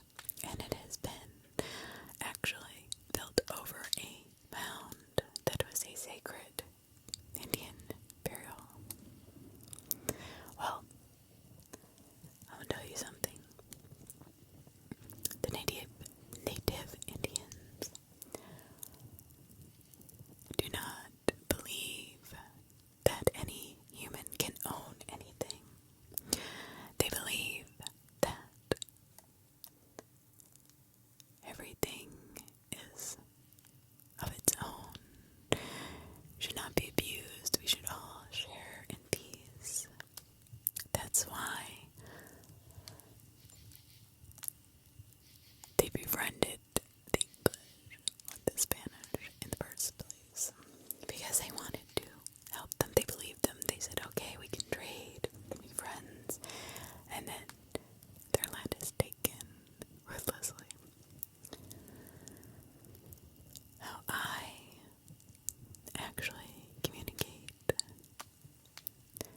with a situation like this is to invite them in to your home. It's not your home, it's their home first. You have to remember that. Let them be free to wander, have their children play, have their loved ones be a part of their land with you. Do not infer control or ownership. This is a place that you share, and that has always aimed to be the best way that I have found. Now, other people may disagree, that's fine. I find following their internal, innate beliefs are by far the easiest, most peaceful way to integrate your home that has been obstructed over their sacred land. Korea, Ohio, at Baldwin Wallace College, the college that my cousins went to. Well, at Kohler Hall, a current dormitory for Baldwin Wallace College students, built in the mid-1800s and used as a hospital during the Civil War, has been, among other things, a part of the Underground Railroad, a psychiatric institution, an orphanage, and a morgue. So as you can imagine, this place is probably filled with all sorts of interesting spirits, and maybe spirits that don't necessarily understand the other's place there. That might create some anger, frustration, and confusion. So at Baldwin Wallace College, the basement is said to be the most haunted, and where the most people have died. It was the most critical. Soldiers were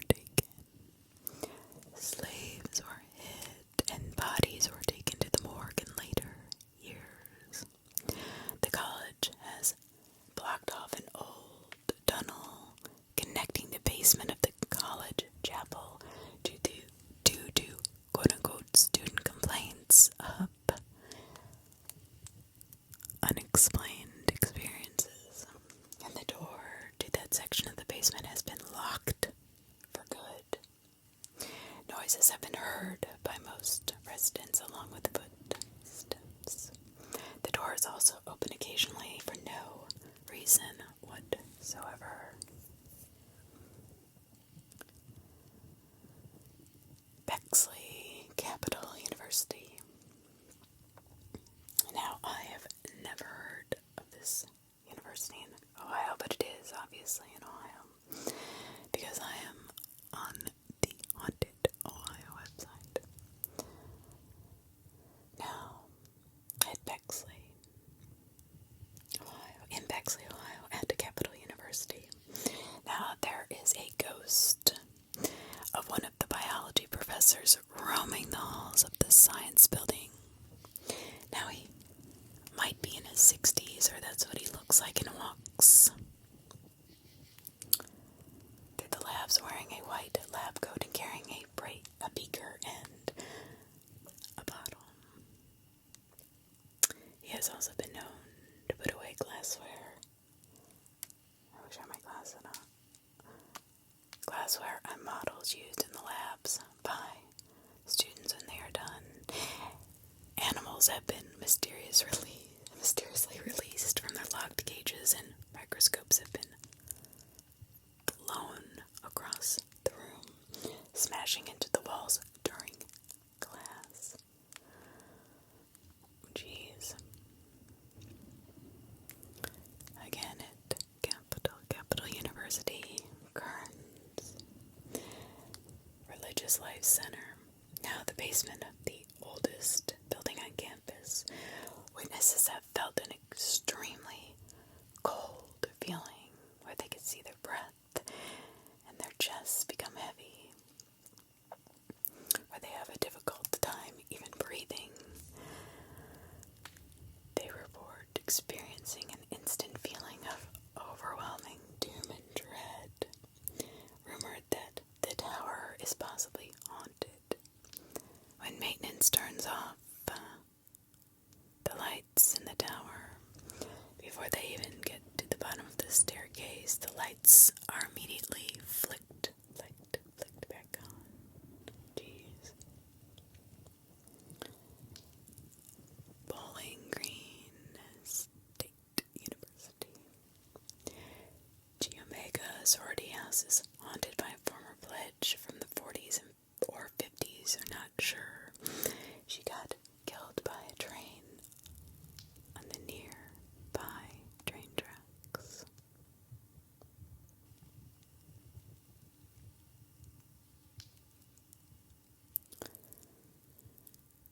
I wonder how she was killed. I wonder if she was murdered, and that's why she is still there. She took her own life. Interesting. I've told you of my great uncle that killed one of my other great uncles, and both of their spouses, his spouse and his brother's spouse, which was my grandmother's brothers. He was racing a train, decided to cross the tracks, and killed all four of them instantly. I wonder if they haunt that part of the tracks to this day.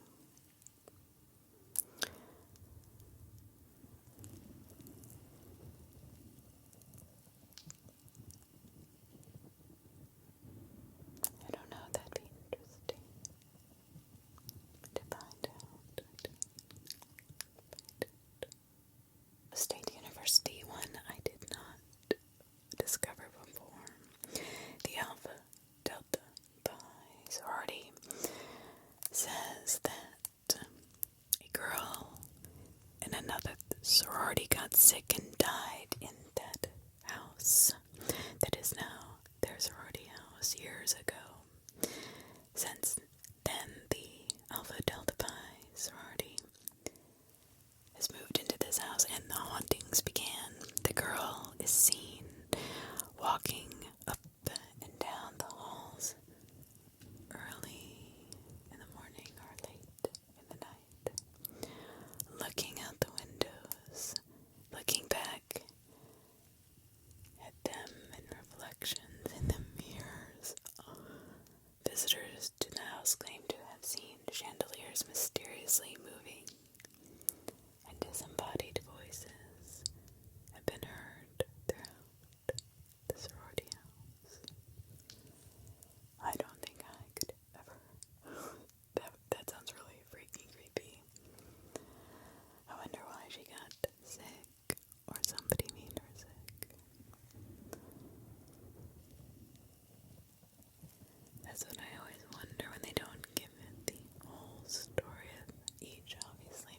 so many different stories, but why? Why would they be haunting? A ghost haunts for many reasons, but not usually being sick specifically, like having a flu or cold or whatever, and dying. It's more sinister than that there's more to the story that nobody knows about, that has not been told, and the spirit is there trying to get somebody to listen.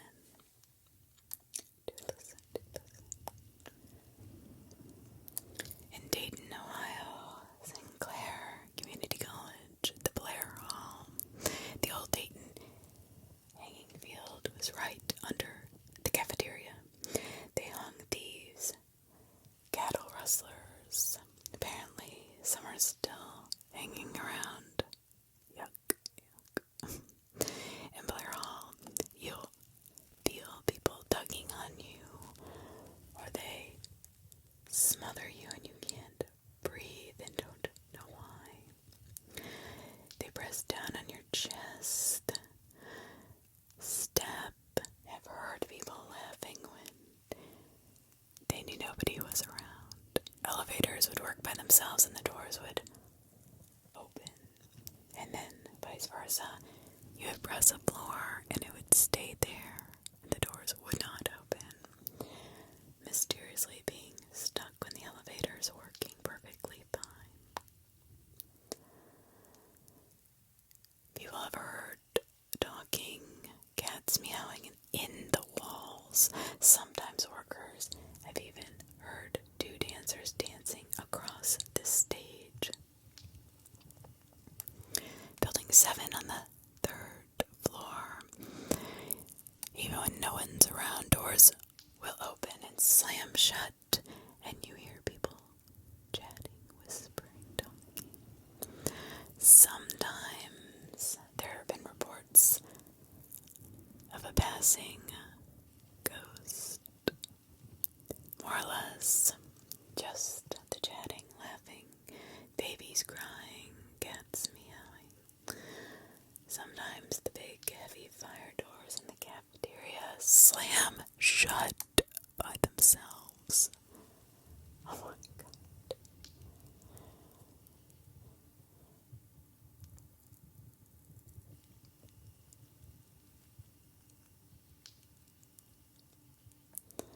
The Dayton University of Dayton, Ohio. Theta by Alpha House is haunted by a young man watching the girls. Possibly a stalker, peeping Tom, or serial killer that haunted the girls years ago. Many of the girls that live in the home today have reported heavy items that are moved around, lights turning on or off on their own. They feel a presence, like somebody is watching them when they go to bed, when they're taking a shower, and sometimes they get a glimpse of a black, no-faced figure in the mirror watching them. At night, in the middle of the night, they feel this freezing air wake them up. And when they do wake up, they have less energy than they did the night before, like it's sucking the life right out of them. Right out of them. Granville Denson University. On the 7th tier of the Denson University Library, students who have fallen asleep reported being woken up by a shadowy woman in an old dress. Evidently, this woman has a serious problem with male students and will wake them by hitting them on the back of the head with some type of rod, leaving the students with a huge hump, or the mysterious rod had been whacked over their head.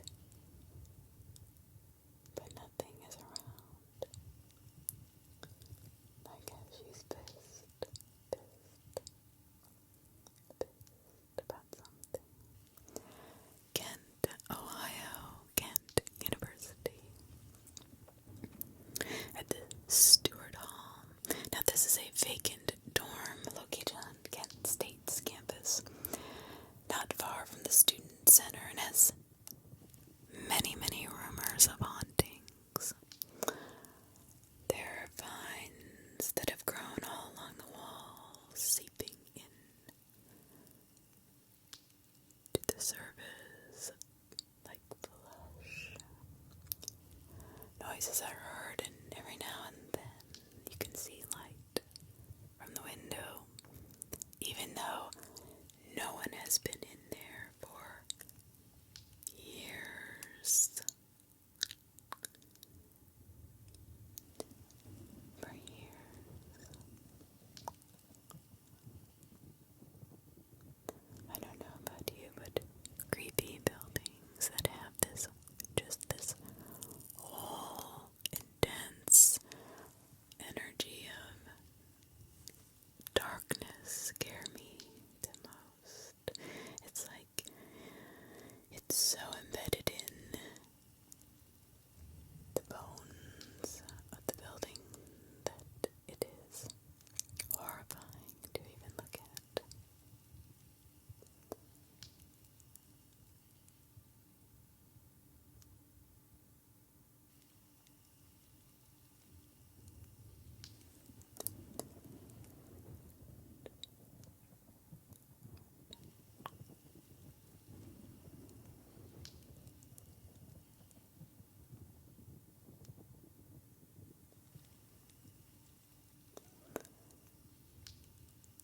Marietta, just as you're crossing the border between West Virginia and Ohio, about 30 minutes in, you'll pass Marietta. Marietta College at the Alpha Psi Delta House is a historic house on 5th Street. St. William P. Skinner, successful early merchant, the second sheriff, bank board member, and civil leader, built this house in 1855.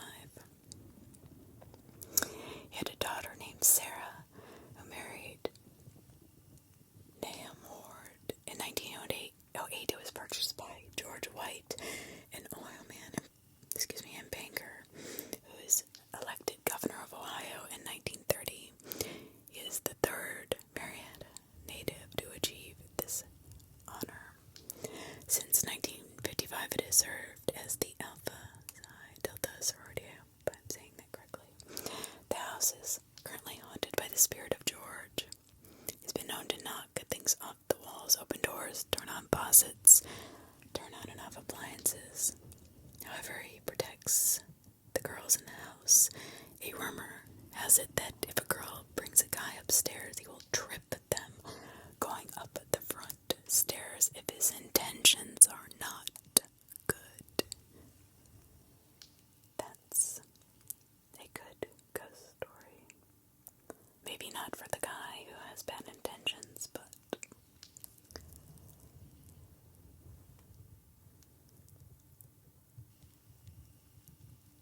that is not a horrific story. Ohio and Miami University, the Peabody Hall. Now, 2 hangings of students mysteriously. Well, this hall's been known to have many sightings, along with the actual sighting of Miss Peabody herself. There has been documentation of a girl hanging herself in room 210, and then another hanging themselves in that same room years later. In other rooms, there have been times where the victims will feel window shades of only a couple of rooms would whip up frantically, scaring the crap out of the resident, traumatizing them. They can feel a presence, they can feel somebody there, some angry, evil energy. But now there's evidence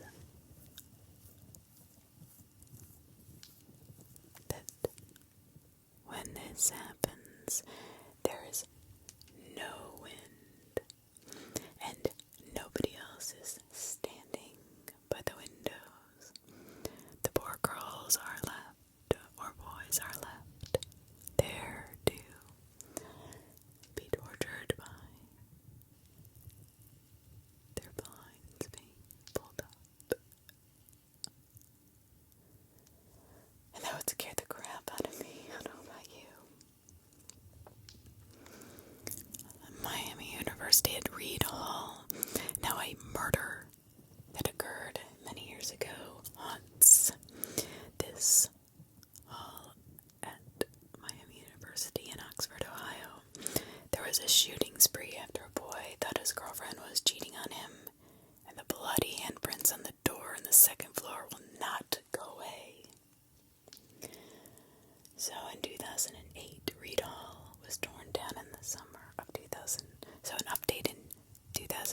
says that the hall was actually torn down in 2006 to make room for the new business school. But the door with the bloody handprint is currently housed in the university's archives. Oh, that's crazy. So, also at Miami University at Wilson Hall, doors unlock by themselves, alarm clocks go off at the wrong time, chairs move around, all by themselves, and other paranormal experiences. There is a tunnel that is caved in underneath the hall. Students say they can still feel a presence, and many have seen an apparition roaming the halls. The tunnel entry is still in the basement, and you can see where it has actually caved in. Oh my god.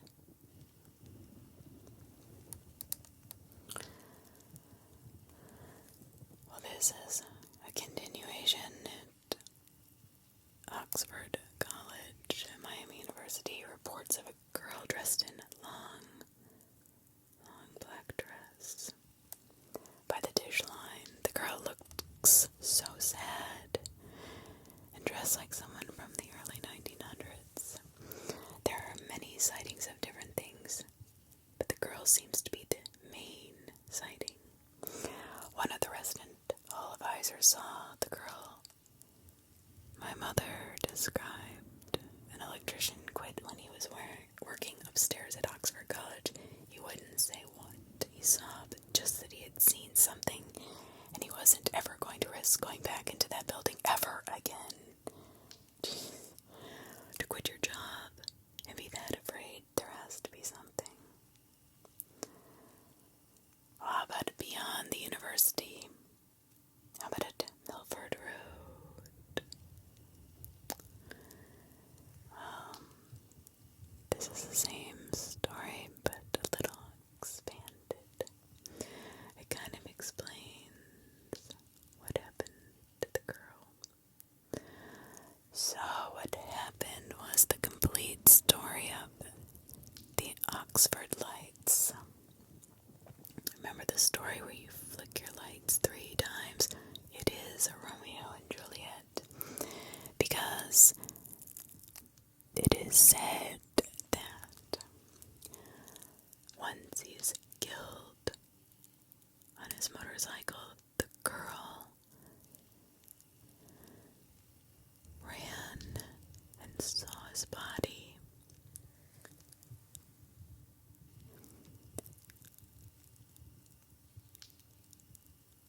The young girl, after seeing her beloved body, hung herself from the barn in the backyard.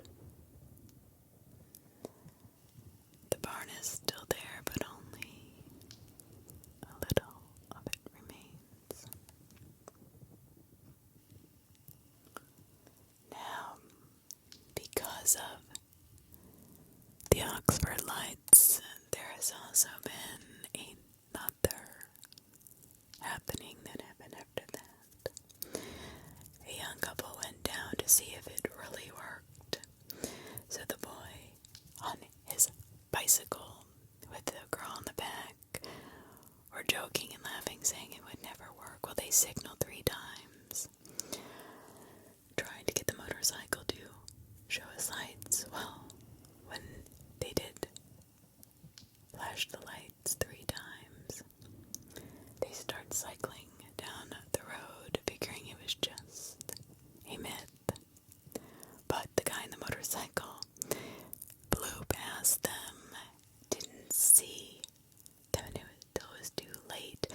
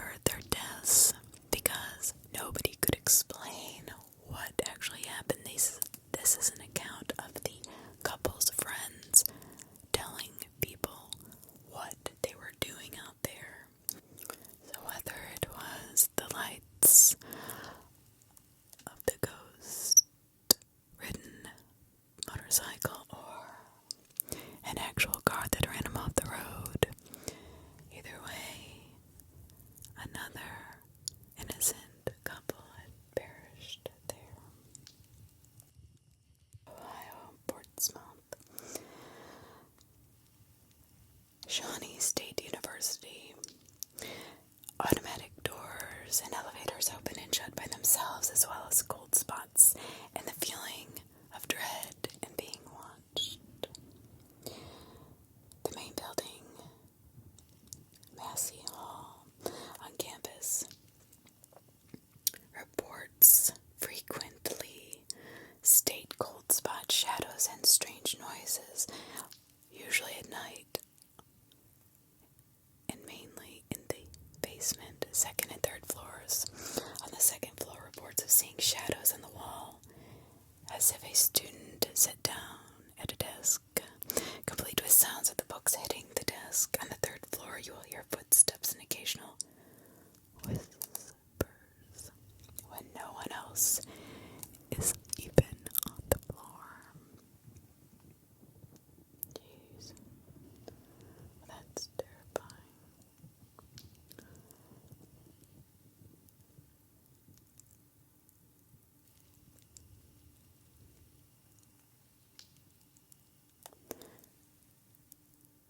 Jodi State University, the Massey Hall, and University Library, especially the library, is built on the sites where many of Portsmouth's older homes once stood on 2nd and 3rd Street. Now it's said to carry the hauntings from the other older houses into this building to keep haunting the people that are there for some reason. I wonder why.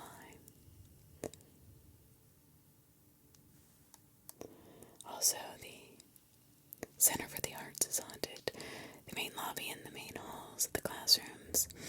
Now, most of these sightings have occurred. Shadows, footsteps, sounds. Shadows are all seen or heard. Some have apparently even seen the spirit of a young girl roam the hallways, as well as sounds of a child-like or girl-like laughing coming from the... Oh, that's so scary. The connector. Oh, I don't know why, but that scares the crap out of me when kids laugh and they're not there. I think I've said that before. So that's freaking creepy. Oh my god. I don't know, there is something terribly petrifying of children laughing, like disembodied voices of children. I don't know what it is. I don't know what it is. So I'm going to end with a actual ghost story from Reddit. A true encounter, their first real encounter. My college is famous for its ghosts. Well, certainly the campus has a history for it. It's Catholic, built on Native American land, and served as a hospital during various pandemics in the very early 1900s.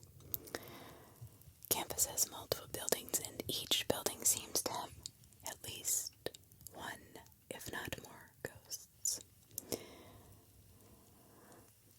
I was put on the most spiritually active floor in one of the most haunted dorms in the entire campus, on the entire campus.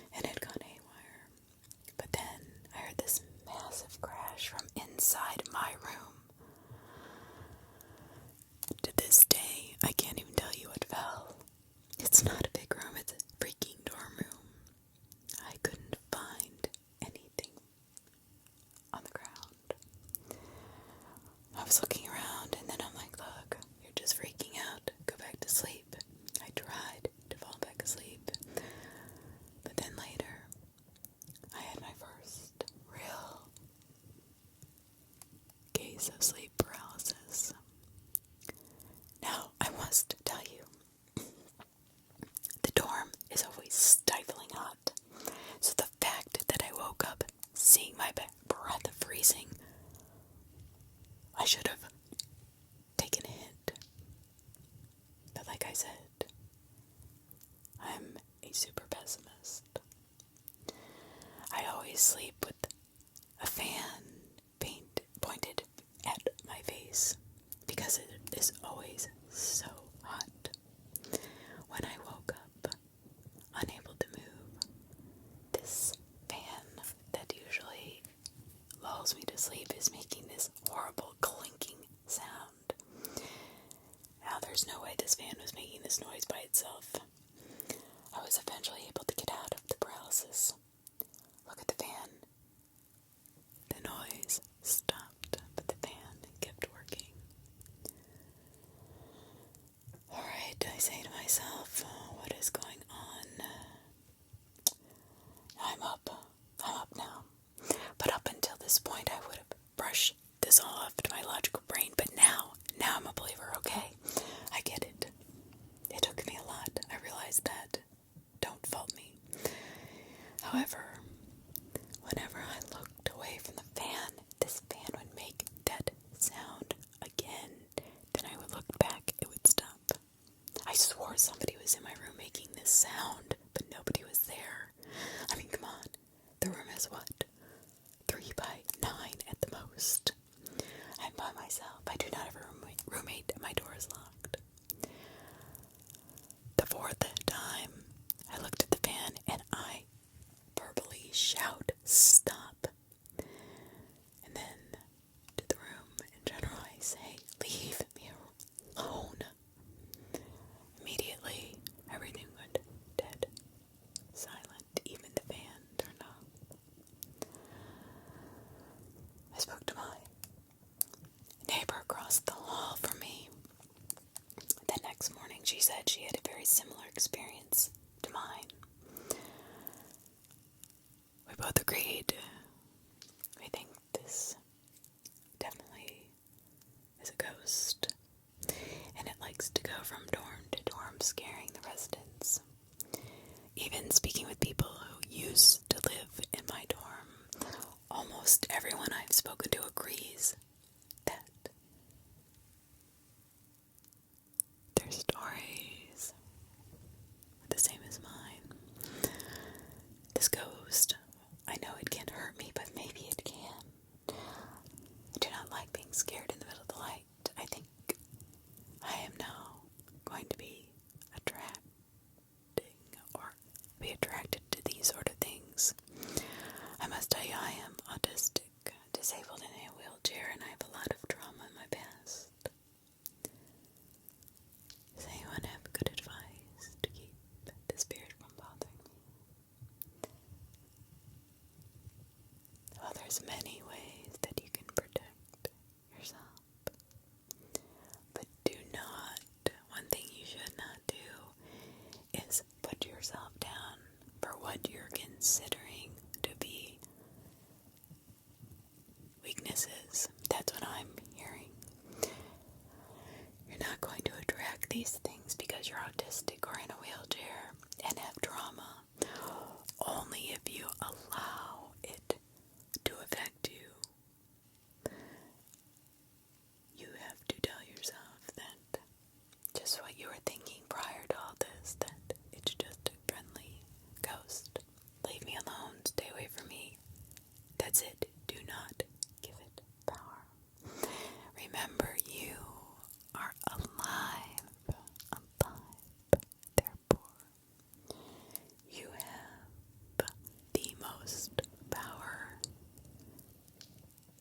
because you are alive. Thank you, everybody. If you've lasted this long, thank you so much. I appreciate you all. I love you all. Stay safe. Watch out.